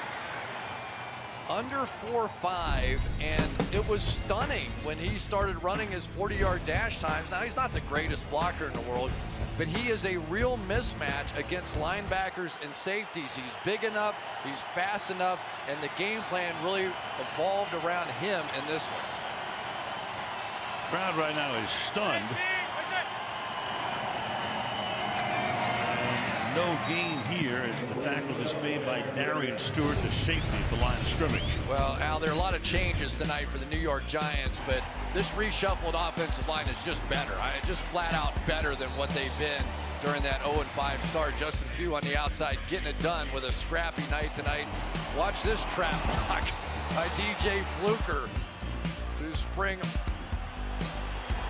Orleans Darkwa on that one, and then here we go with John Jerry out in front. It's been a good night for this offensive line. Outstanding as they set up here at the 40-yard line. Play fake, he's trying to set up that screen, and King is able to avoid a couple of would-be tacklers. King, who is well known here because he was drafted by Denver back in 2013 in the 5th round. Yeah, and he's a good player. He's a guy, he had 2 catches for 50 yards. He's got 4 in his career, bounced around between Carolina, Jacksonville, and Tampa.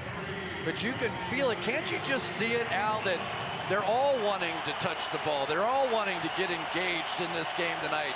The energy has been fantastic from the start for the Giants. And really, in a way, shockingly so. 3rd down and 3. Manning throws, and that is knocked down by Bradley Roby.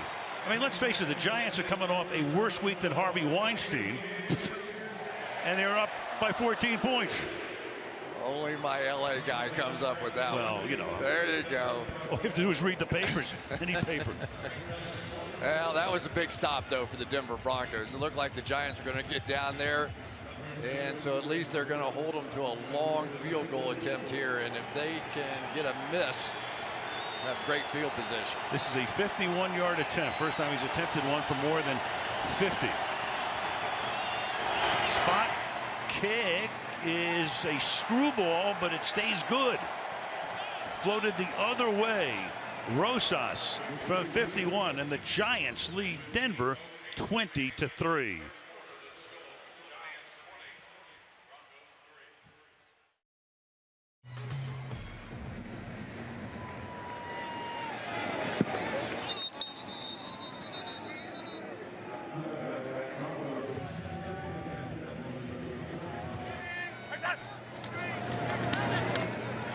This drive begins with Simeon throwing over the middle. That is caught, and that's Thomas who's going to take it for a 25-yard gain out to the 50-yard line.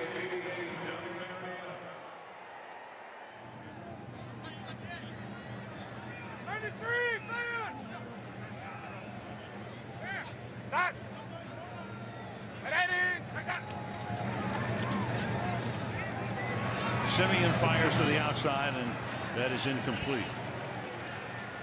2nd down and 10. And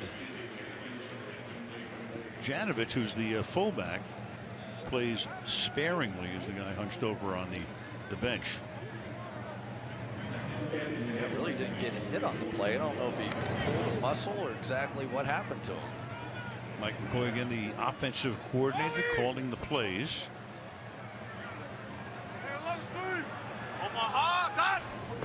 Second and 10. They bring back the Omaha call. Peyton in the building. And that's Charles taking it to the 48-yard line. Darian Thompson with the tackle. 3rd down. That was a really good open field tackle that time by Darian Thompson. They had that play set up. Alan Barber pulled around, got a nice block on the outside, and really, but for this one, and once again, a receiver unable to make the block down the field. That time Benny Fowler. Billy Turner in at right tackle with Watson gone. 3rd down and 7. Simeon, look out from behind. There's a flag, and you saw that hole very clearly. Garrett Bowles was there, and to protect Simeon, who was going to get sacked from behind, he had to reach out and hold. So that was a 3rd and 7. Make it 3rd and 17 after the call. There are 2 fouls on the play, both by the offense. Holding, offense number 93. That penalty declined. Holding, offense number 72. 10-yard penalty. Still 3rd down. Yeah, really no reason here for this hold. He did his job. He's going to run him right past Trevor Siemian, and then for some reason just decided he was going to pull him to the ground.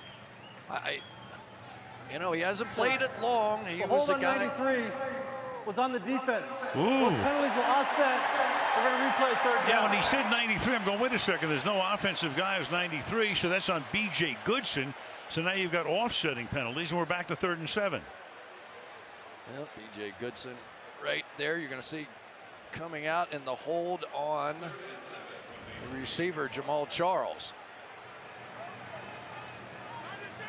So 6.5 to go in the quarter. Back we come to the Giant 48-yard line. 3rd down and 7. Siemian fires. Sanders. He gets the 1st down. Tackled from behind by Apple, and they move the chains. Because of this zone blitz here, instead of the linebacker dropping underneath this, he's got to cover for the blitzers and go that way and leave a big hole right in there for the slant.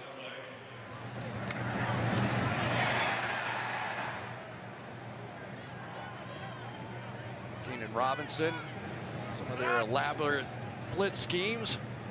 Had to go the other side. 37.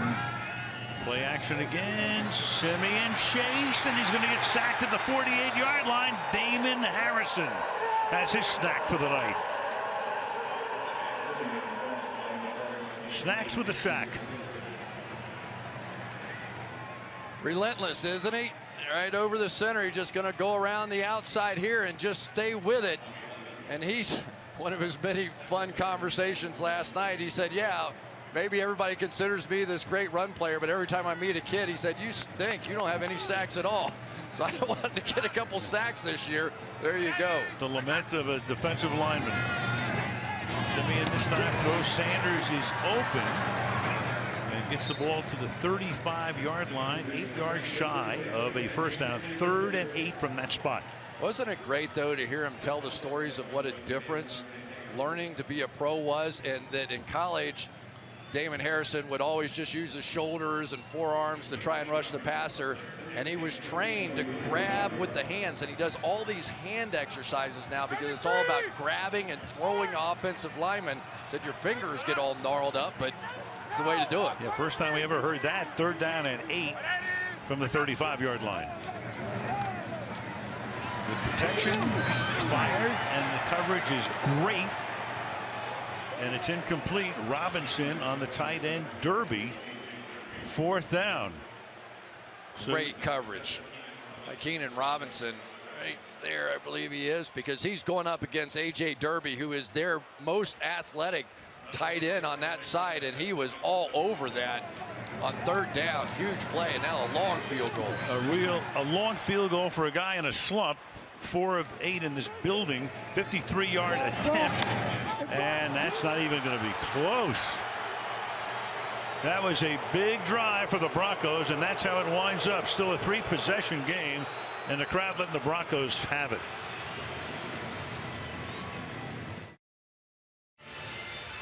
Well, Olivier Vernon is out, so that's provided more playing time for number 72, Kerry Winquist, and he has made the most of it.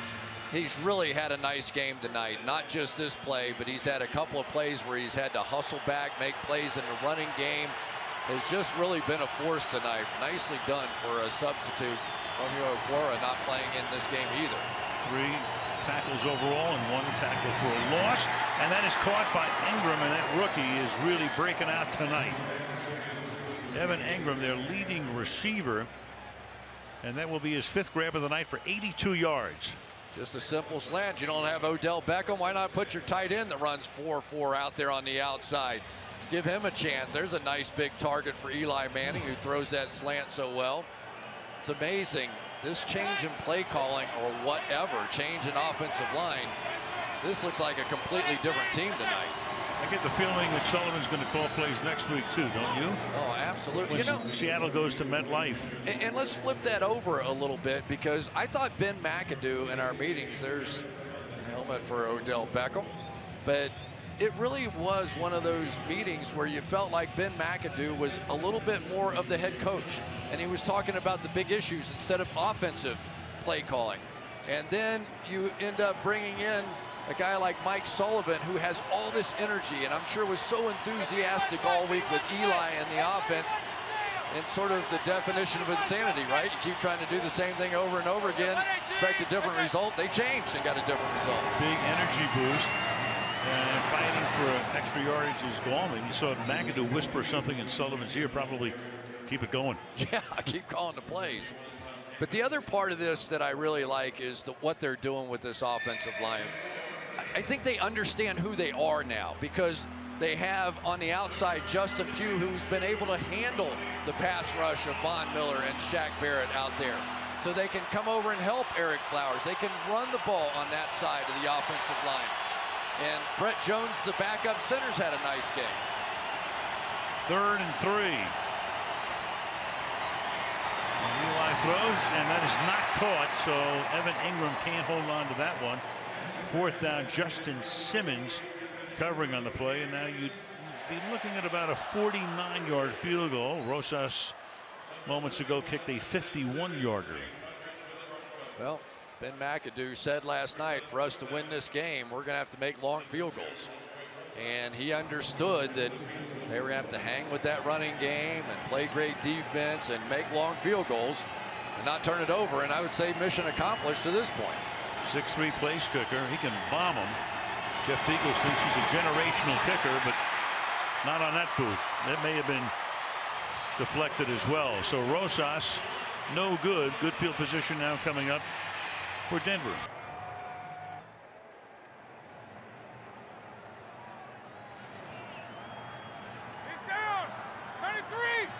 So the Giants up by 17. A little over 2 minutes to go in the 3rd.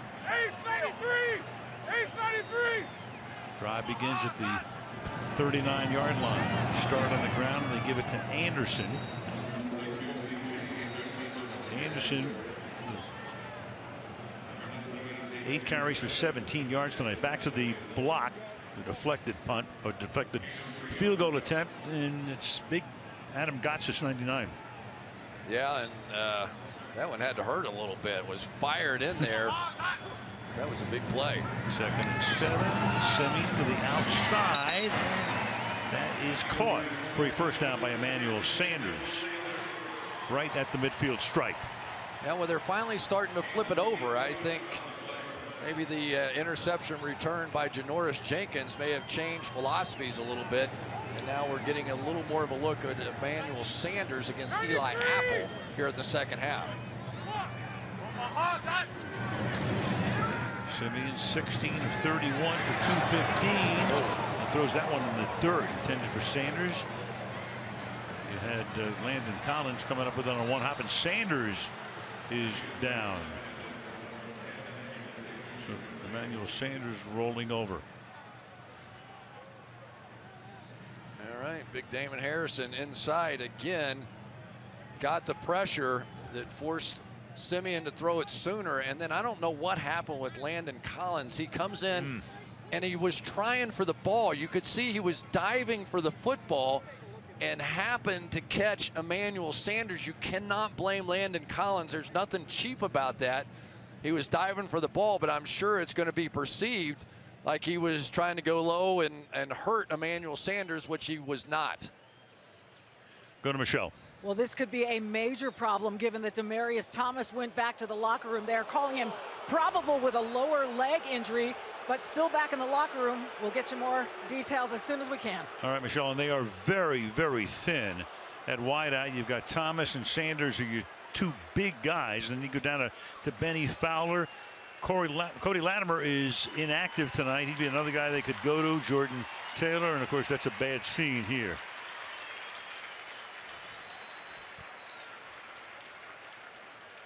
Collins right there. Of course, the crossing route by Sanders coming across, and watch the balls thrown out in front because of the pressure from Harrison. And Landon Collins had his eye on the ball and trying to go for that, and caught Sanders. I don't know that the Giants are going to feel sorry for the Broncos with their injuries at wide receiver. But Isaiah McKenzie now in the game, who's been running back punts. Simeon nowhere to go. Jason Pierre-Paul is there at the end of the play, and we're under a minute now to play in the third. Cranking up the pressure now is Steve Spagnuolo. They come with the slot blitz over here from Dante Dion. And just a mess inside. Once again, good pressure that time by Avery Moss. 3rd and 12. Hey, Jail Solo. Jail Solo. 38. Jail Solo. Here we go. Omaha, got Set up a screen, but that will be taken down at the 45-yard line. They threw it to Jordan Taylor. Gets tackled by Kennard. So it's a 3-possession game. It's 4th down. We're coming to the end of the quarter. There goes Sanders to the locker room where Thomas is already in residence. And they will let the clock run down and start the 4th quarter with a 4th and 5 and probably go for it with 15 minutes to go and down by 17. End of 3, Giants 20, Broncos 3. Sunday Night Football back after this.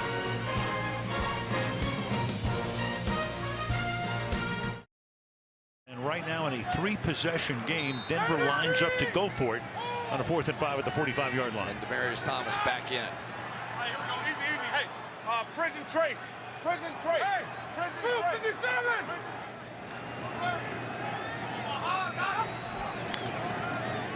Off the fake, and it's Thomas who not only comes back in the game, but then he fumbles.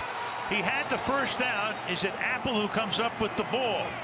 Now the ball is loose, but the play is dead at that point. And let's see what they are going to rule. He had the first down. Jackrabbits killing him. And they've given it to the Giants, so it'll be reviewed, and it's Janoris Jenkins who is able to get the ball out. So Thomas will make the catch, who will get the first down. Clearly the play's still alive. Does the ball come out before he's on the ground? It appears to, and Apple, with Jenkins stripping it, Apple gets the recovery. You know, you just can't play any better than what Janoris Jenkins has done over the past quarter or so. He was getting picked on a little bit. Demaryius Thomas was getting the better of the battle. And boy, has that pendulum swung the other way. Janoris Jenkins with the pick 6, and then on 4th down, strips that ball out from Demaryius Thomas. And that will stand because Vinovich didn't even have to come over to look at the tablet. 3 Denver turnovers, and the Giants have not turned it over a single time. What an amazing night for the 0-5 New York Giants. Given up for dead. And they had to read and hear all week long how horrible they were. And then the injuries on top of it. And the DRC suspension on top of that. And the season's over. Maybe it's 0-16 and maybe Eli will get traded. I mean, you had all this stuff out there. But you know, when a coach makes a bold move and Ben McAdoo suspends Dominic Rodgers-Cromartie, despite the fact that he has all his players basically out of the lineup, so many of his stars, and to come in here and get a win, you never know what that could do for him as a head coach within this organization. Pretty bold. And not only a win, but they've been dominant tonight. And that is Darkwa fighting for yardage and taking a few ticks off the clock. Of course, the Giants with split ownership. There is Steve Tisch having a nice night. Flies in from Southern California. I don't know what he was expecting tonight, but I don't think he thought it would be 20-3 his team at this point. But always has a smile on his face, doesn't he? I don't think I've ever seen him that he wasn't smiling and having a little fun. You're right. 3rd down and 7 from the 42-yard line. And Eli is going to get swallowed up at the 38-yard line. That's Von Miller making his presence felt on that play and creating a 4th down. Well, it's called the old bull rush right here. Just going to drive Justin Pugh right back into Eli Manning, and then as Eli steps up, there's Vaughn right next to him. Tough to keep Von Miller off your quarterback all night long. Brad Wing, his 5th punt of the night. He's had a good night, averaging 51.5. Isaiah McKenzie, rookie from Georgia, comes up, fields, and then loses it, and is able, for the moment, I think, to recover it himself. Boy, there have been some dangerous plays out of McKenzie tonight.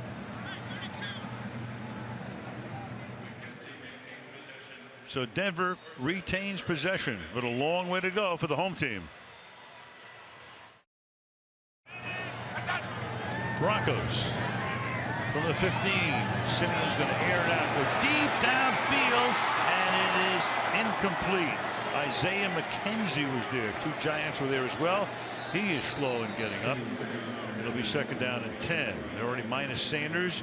Thomas is back, and let's go to Michelle. Yeah, and I was just going to update Sanders. Emmanuel Sanders out with a right ankle injury. A big personality on this team, someone they were looking to get involved in the offense more this week, and now we'll keep an eye on McKenzie. This is almost the role reversal. The Giants last week losing wide receivers.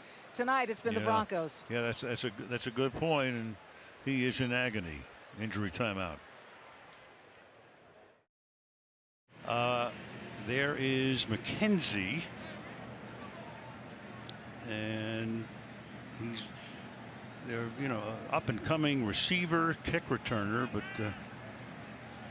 they're down to 3 receivers for the game. Yeah, you can see that right ankle kind of snap over as he tried to land.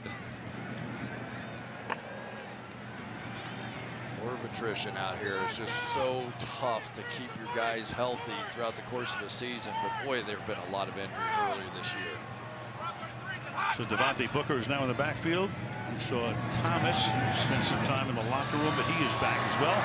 And Devontae Booker takes the ball out to the 33-yard line, tackled there by Keenan Robinson. And now they have to go no huddle.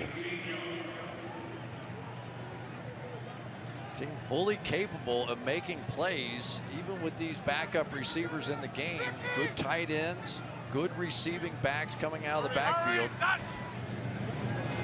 And on 1st and 10, it's an 8-yard gain. It's caught there by Jordan Taylor. Eli Apple, who's been all over the action tonight with the tackle. Yeah, and Jordan Taylor, a guy that Trevor Siemian likes, made some big catches in the 3rd preseason game that really gave him a chance to win this job. So there's a certain comfort level on the outside throwing to Taylor. 2nd and 2.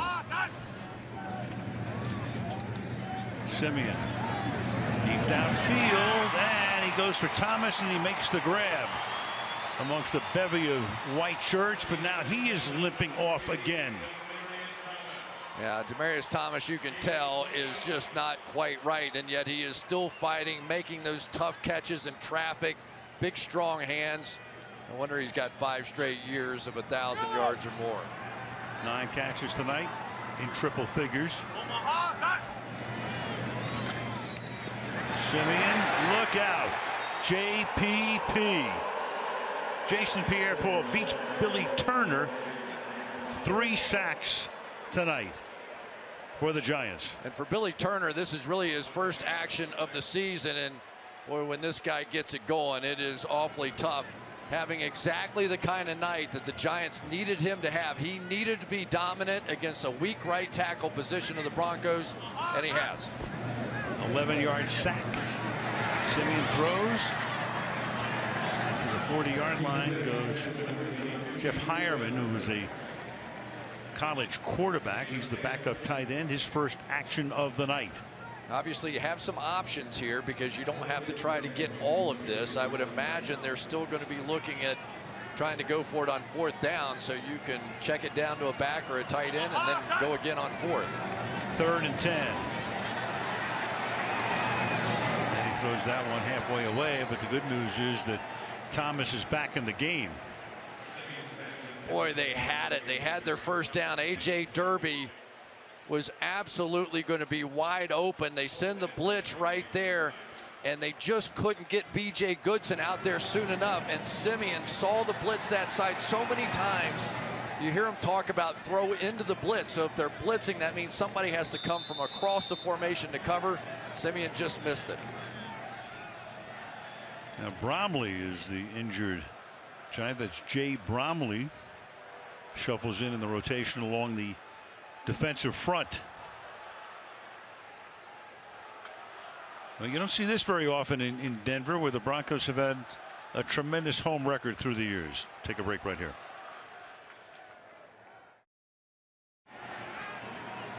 So 4th down, and on 4th and 10, you've got on the right side. Offense number 77. 5-yard penalty. Still 4th down. That's a guy seeing his first action of the season because Menelik Watson is out. So Billy Turner takes over there, and it makes it 4th down and 15. Boy, this changes the play call, because now in order to get the ball down to first down territory, you have to hold it longer. And so Jason Pierre-Paul is going to have a big shot. And they already have help over there against him. Simeon running around, launches one into traffic and a flag. So Demaryius Thomas was covered. Jenkins is there, and on a 4th and 15, they're going to get a big first down. In fact, you have 3 flags. There might be a couple of fouls here for whatever took place afterwards. What a great, thoughtful play by Demaryius Thomas. Understood the situation perfectly. Guy running right at you, not looking back at the ball, jumped right into him, automatic foul. Pass interference.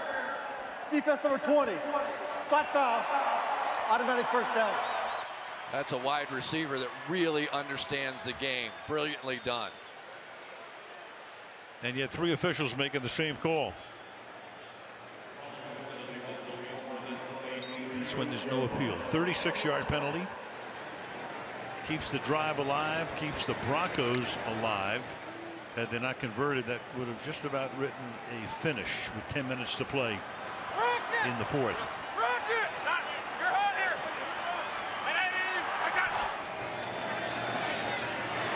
Simeon backing all the way up, throws, caught, 5-yard line. So Thomas, who's been shaken up a couple of times tonight. You look at the numbers for him, and that's 10 catches for 133 yards, and he's still hurting. Got to give him credit. Demaryius Thomas hanging in there the best that he can. And Trevor Simeon now is starting to feel things off that right side that aren't even there. That was a good block that time by Turner, and yet he bailed out, feeling the pressure or thinking he had pressure on that side. 2nd and goal. Simeon fires, deflected and incomplete at the goal line. That was Jordan Taylor. 3rd down and goal. So Ross Cockrell here is beginning to make some plays. He was giving up a play or 2 early on, but now he has answered the bell. And remember, that's the spot where Dominic Rodgers-Cromartie usually plays. So he is a slot defender in training, and training going pretty well so far.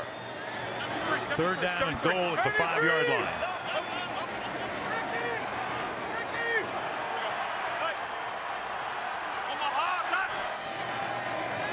Can the Broncos get into the end zone? It's going to be close. They look around. There is no signal yet, and now there's a signal that the ball is short of the goal line. Benny Fowler covered by Cockrell, so it's 4th and goal from inside the 1-yard line.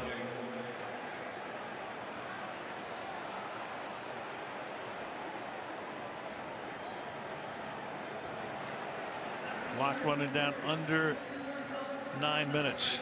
You have 2 big horses inside for the New York Giants, and this is their time. Damon Harrison, Dalvin Tomlinson, 98, 94. They have to own the middle.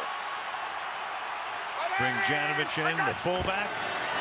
Hand the ball to Anderson, and Anderson, can he angle his way in or not? For the moment, he cannot.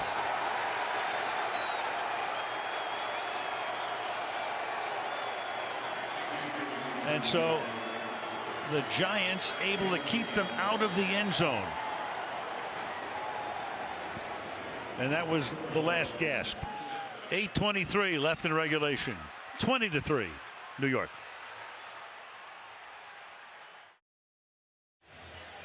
We're back, and the ruling on the field was short of the goal line, but Vance Joseph has nothing to lose here. Now the question is, does he get in? Can you see it from any angle? If you stitch them all together, can't see the ball there. Hard to overturn it from that angle. What about here? This is the interesting one. And first of all, let's say Janoris Jenkins was brilliant here, but let's see. Jenkins is sort of right on the line, and the upper half of his body is pretty far above Jenkins at that point. But could you actually see the ball over the line? You might be able to extrapolate it out and say, I think he went across the line, but can you see it? You can't. And that's why I think that the call is going to stand, because there's no way you can tell that the ball crossed the goal line. You have to be able to see the ball, and you can't. So much for extrapolation. I think. You never know. We've seen some extrapolating done today already. So no kidding.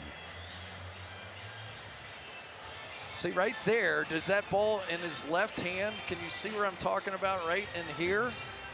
I mean, that's over the line in my opinion, if that's where the ball is. So can you? After reviewing the play, the ruling on the field stands. I think that's probably the right call, don't you? Basically, it means there wasn't enough to overturn it. Exactly right. I mean, there is that one shot where, you know, all the ball has to do, the front of the ball just has to touch the front of the goal line. The whole goal line is in the end zone, but it's not over. You couldn't see it. I tell you right here, the New York Giants and this offensive line has to power their way out of here. There is not much room for error right here. Otherwise, you'd have a safety and a free kick. From the one, Darkwa is the running back. Gila was trying to get him to jump off, and now all of a sudden they pay the price for the 17-yard pickup. Simmons knocks him down, and Darkwa had a big hole and exploited it, and he has 96 rushing yards tonight. What? Not circling Eli. I'm circling Brett Jones, the center. Watch this block. Going to get Pecco out of that hole. John Jerry comes over, and Darkwa, who never leaves the path. You design a play for that guy, by golly, he is going right there. And this big night for the Giants offensive line continues. What a huge play, and it was all them on that one. So the Giants third from last in rushing. And when you flip it around, the Denver defense #1 overall, #1 in rushing. In fact, Darkwa tonight has gained more yardage than 4 Pro Bowl running backs gained in 4 games compositely against the Broncos in the first quarter of their season. You could see it a little bit last week against San Diego, and I didn't know how good San Diego's run defense was or whatever, but I think Mike Sullivan saw it. He saw what having Fluker and Pugh together and Brett Jones with the double teams and some of the powers with coming in behind those double teams with John Jerry and what that combination looked like, and he is stuck to that plan here tonight. 2nd and 9.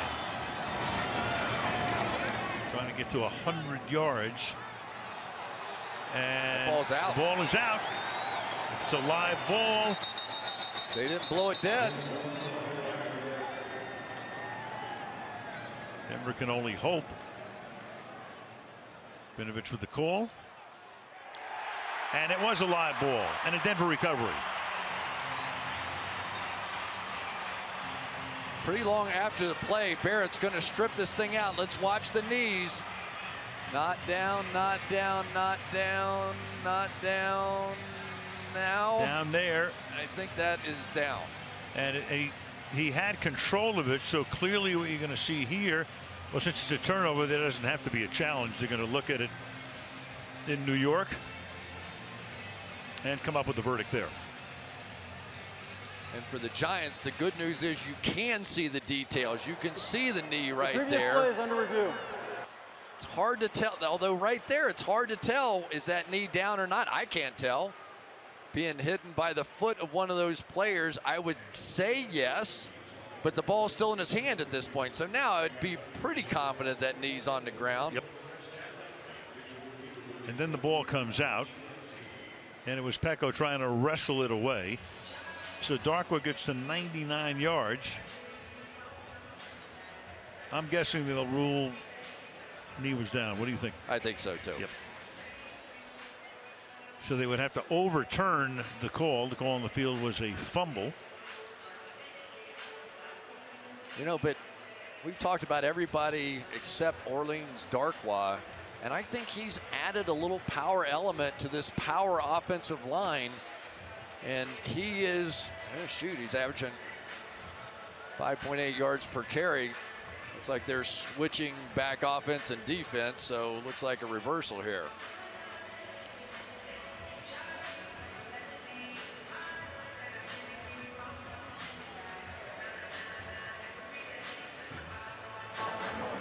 After reviewing the play, the runner's knee was clearly down. It'll be 3rd down and 6 from the 20-yard line. Interesting, that guy right there catches the break, but really he was down. But for the 2nd straight week now, he has a career high in rushing. Give it to him again next week, I guess. 3rd down and 6.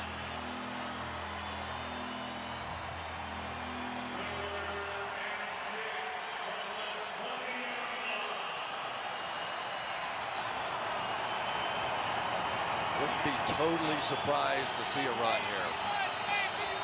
6.5 to go.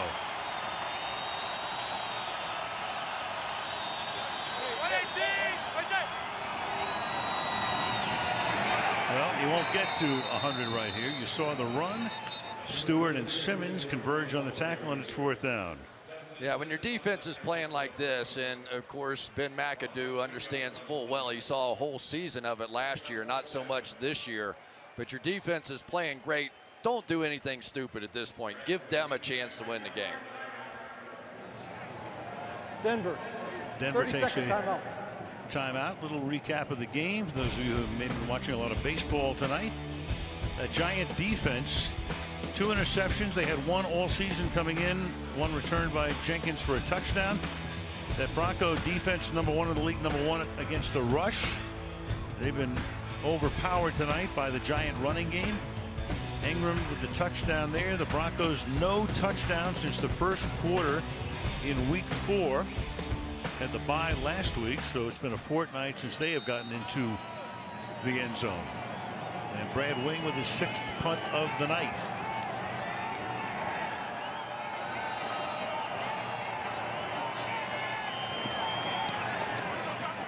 There's a flag down as Langley is back. Balls it in at the 38-yard line. It's taken right back to about that spot.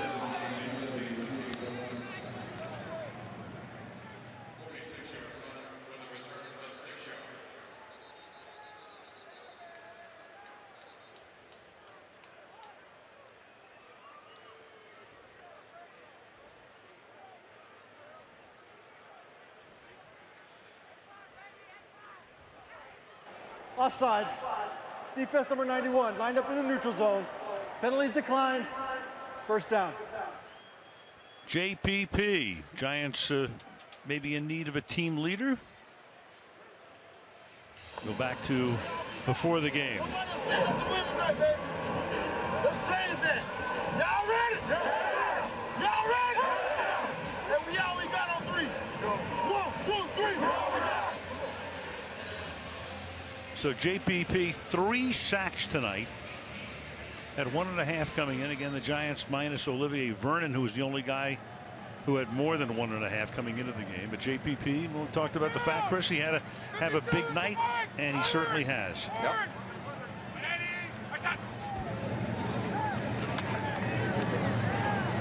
And that is intended for Fowler.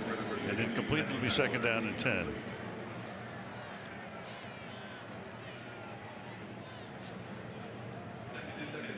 So Ben McAdoo under fire. All the Giants. Ben, Jerry Reese, the whole crew. And coming to Denver as the catch is made here by Devontae Booker. And he gets all the way down to the Giant 35-yard line, and he'll go no huddle again, obviously. Who needs a second hand if you're Devontae Booker? Just reach back with one, and that was as easy as it could be. He is really their receiving threat coming out. Big reason why he's in there right now. And it's caught by Jordan Taylor, and he'll get the first down. Robinson makes the tackle. Talk about stats being deceiving. Simeon tonight has thrown for 327 yards. Yep, I don't think Steve Spagnuolo is going to care about that. Do you? No. And Demaryius Thomas, who's been on and off the field tonight, but's had a big night with 10 grabs, is on the bench for the moment.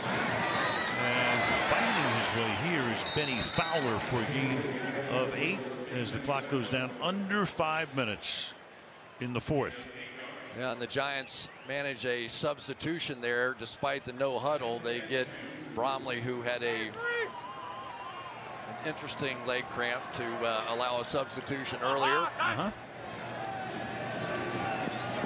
Semi to the end zone and too high there.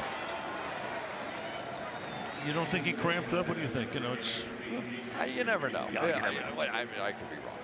But you know, Al, a guy that's played really well tonight in coverage is Keenan Robinson, number 57 for the Giants. Pretty much throughout the course of the night, we have seen him in some really tough coverage situations, and yet time after time he has delivered for the Giants tonight.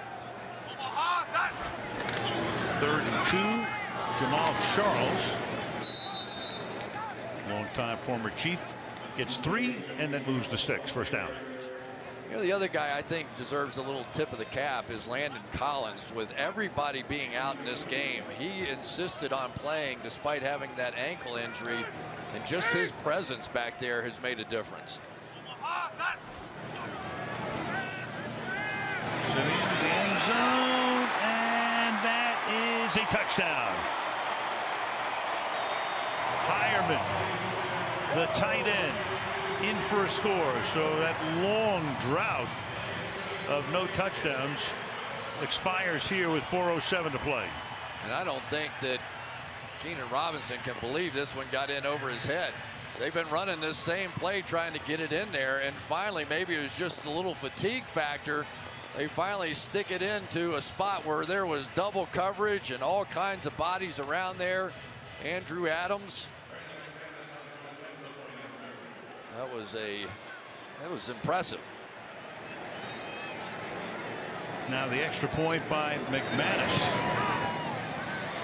puts that one through with 4:07 to play in the fourth quarter. Such a weird year. You know, remember, the year starts out with the Giants as a Super Bowl contender, even though they look like one tonight. They're 0-5.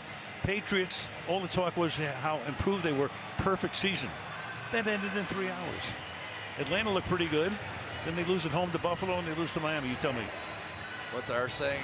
Nobody knows anything, right? I mean, it's just the way it is. No matter who they think the experts are in this game, it is so much about who do you have healthy, who has the hot hand at the quarterback position.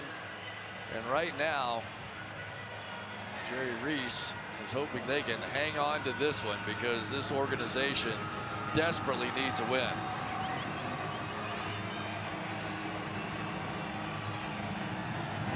McManus tries the outside kick and sliding with the flag down. Roger Lewis has it pending the penalty.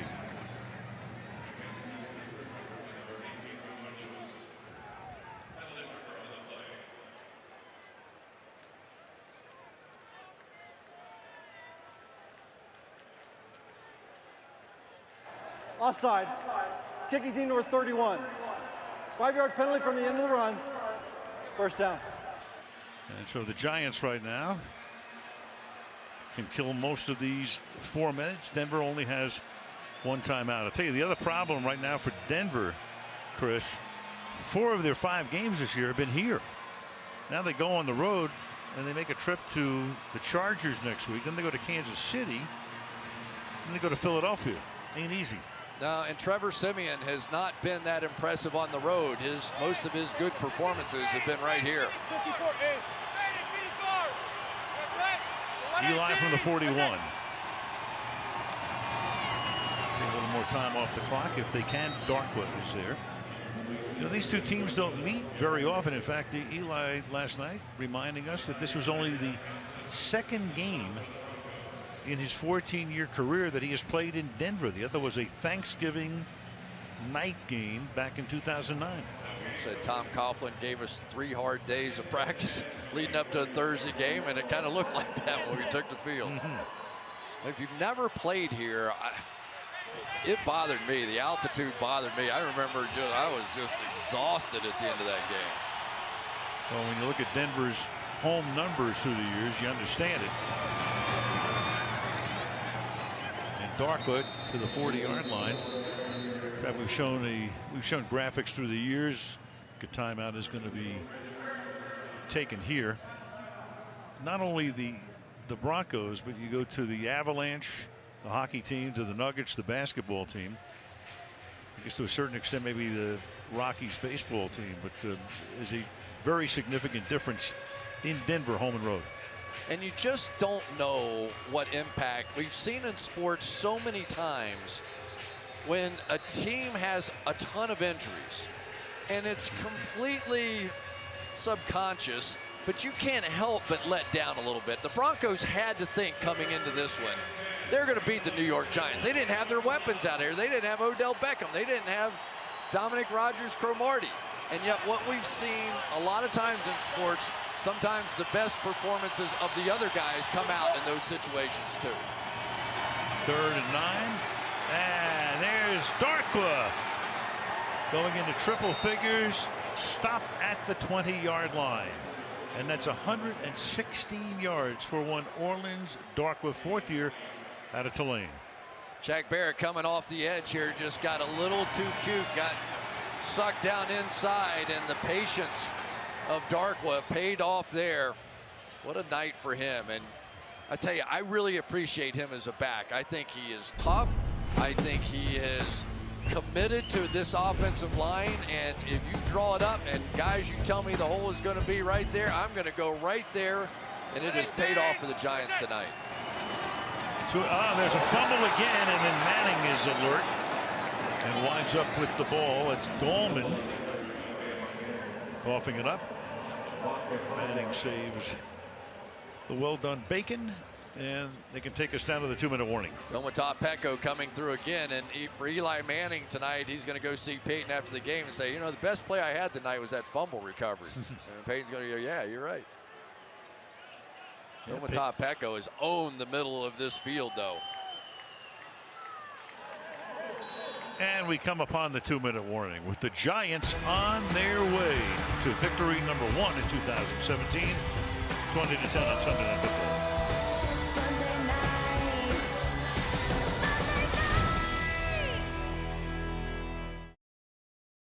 This ballpark opened in 2001. In fact, the Giants were here for the first regular season game, and it was the night before September 11th. And the Giants flew back and got back to their practice facility. And from their practice facility, they could see the smoking towers of the World Trade Center.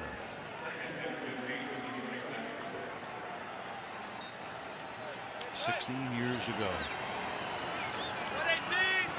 The 17th season here for Denver. Not too many nights like this where they've had their heads handed to them. Gallman. You know, I think we have to give Ben McAdoo some credit here. And sometimes the hardest thing in life is to admit something you're directly involved in isn't working so well. Gives up play calling, takes over, did a great job as a head coach this week, and Mike Sullivan steps in. He has been disciplined with these play calls tonight. He has stayed with this run game. He has been dedicated to Orleans Darkwa in this offensive line. Completed just enough passes to make the run game work, and both of them deserve a lot of credit. And once again, Gallman. I have a feeling Mr. Sullivan may wind up with a game ball tonight. Certainly deserves one. So the Giants 1-5. They have Seattle going to MetLife next week. Then they get their bye. Then the Rams go into the Meadowlands. at winless San Francisco, and then they'll face Kansas City. Week 12 is the Thanksgiving night game, and that's our game on NBC against the Redskins. Well, and the good news, if you're a Giants fan, and who knows if it's possible to get this done or not, but the good news is you still have plenty of games left against divisional opponents. You can go take care of your own business out there. No team has ever started 0-5 and gotten to the playoffs, though there have been teams that have had 5-game losing streaks and gotten to the playoffs, most recently Kansas City. Yep, and we see 30-second timeout. When the star players play for the New York Giants, good things happen. Eli Manning had a nice night tonight. Jason Pierre-Paul played well. Janoris Jenkins, a huge night. Eli Apple, better than he's been all season long. And Ross Cockrell, maybe the toughest job of all tonight, taking over for Dominic Rodgers-Cromartie in that slot. Did a heck of a job, and right now the Broncos have but 10 points on the board, and that is impressive. So they're going to send Rosas in here for what's a 40-yard field goal attempt, wing to hold it. And tacks on 3 more. Does one Aldrich Rosas, who played his college ball at Southern Oregon. So how young were the receivers for the New York Giants coming into this game? They were so young that Eli Manning turned wide receiver coach. So they're out there throwing around. We see this every week, you know, and they're going to say, yeah, you just do this little jab step there. Eli and his 5'1" speed or whatever it was. And so then they just drew it up and talked about it a few times and said, yeah, all right, we got it now. Let's go beat the Denver Broncos in their place tonight. Why not? But we talked about it in the open. As long as you have your quarterback in the National Football League, you always have a chance. And Eli orchestrated this beautifully tonight. Went to Ingram a lot.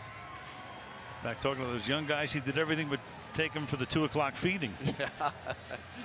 He knew them, though. He knew them all from training camp. He had experience with them. Yeah. But they weren't the difference in the game tonight. It was this offensive line, the defense, and Orleans Darkwa that got it done. Well, from maybe 9 yards in, certainly 8. This is Langley. And Rosas takes him down, the kicker himself, with 19 seconds. I was on a team, Al, one time at the University of Florida that went 0-10-1. And life is miserable. Every class I went into, the professor thought he was a stand-up comedian, and the football team was always part of those jokes. Every time you went out to a nightclub at night after a game, there were jokes about your football team. It is an awful experience. So getting win number 1 is going to feel good on this flight home. So was there a champagne celebration after the tie? And who was the tie against? Oh, goodness. I think Pittsburgh. I don't know. Well, this will pad the stat sheet for Devontae Booker and also for Simeon. So Simeon's had about as Pyrrhic a 375-yard passing night as is possible, and that is the end of the game in a stunner. I mean, with a capital S.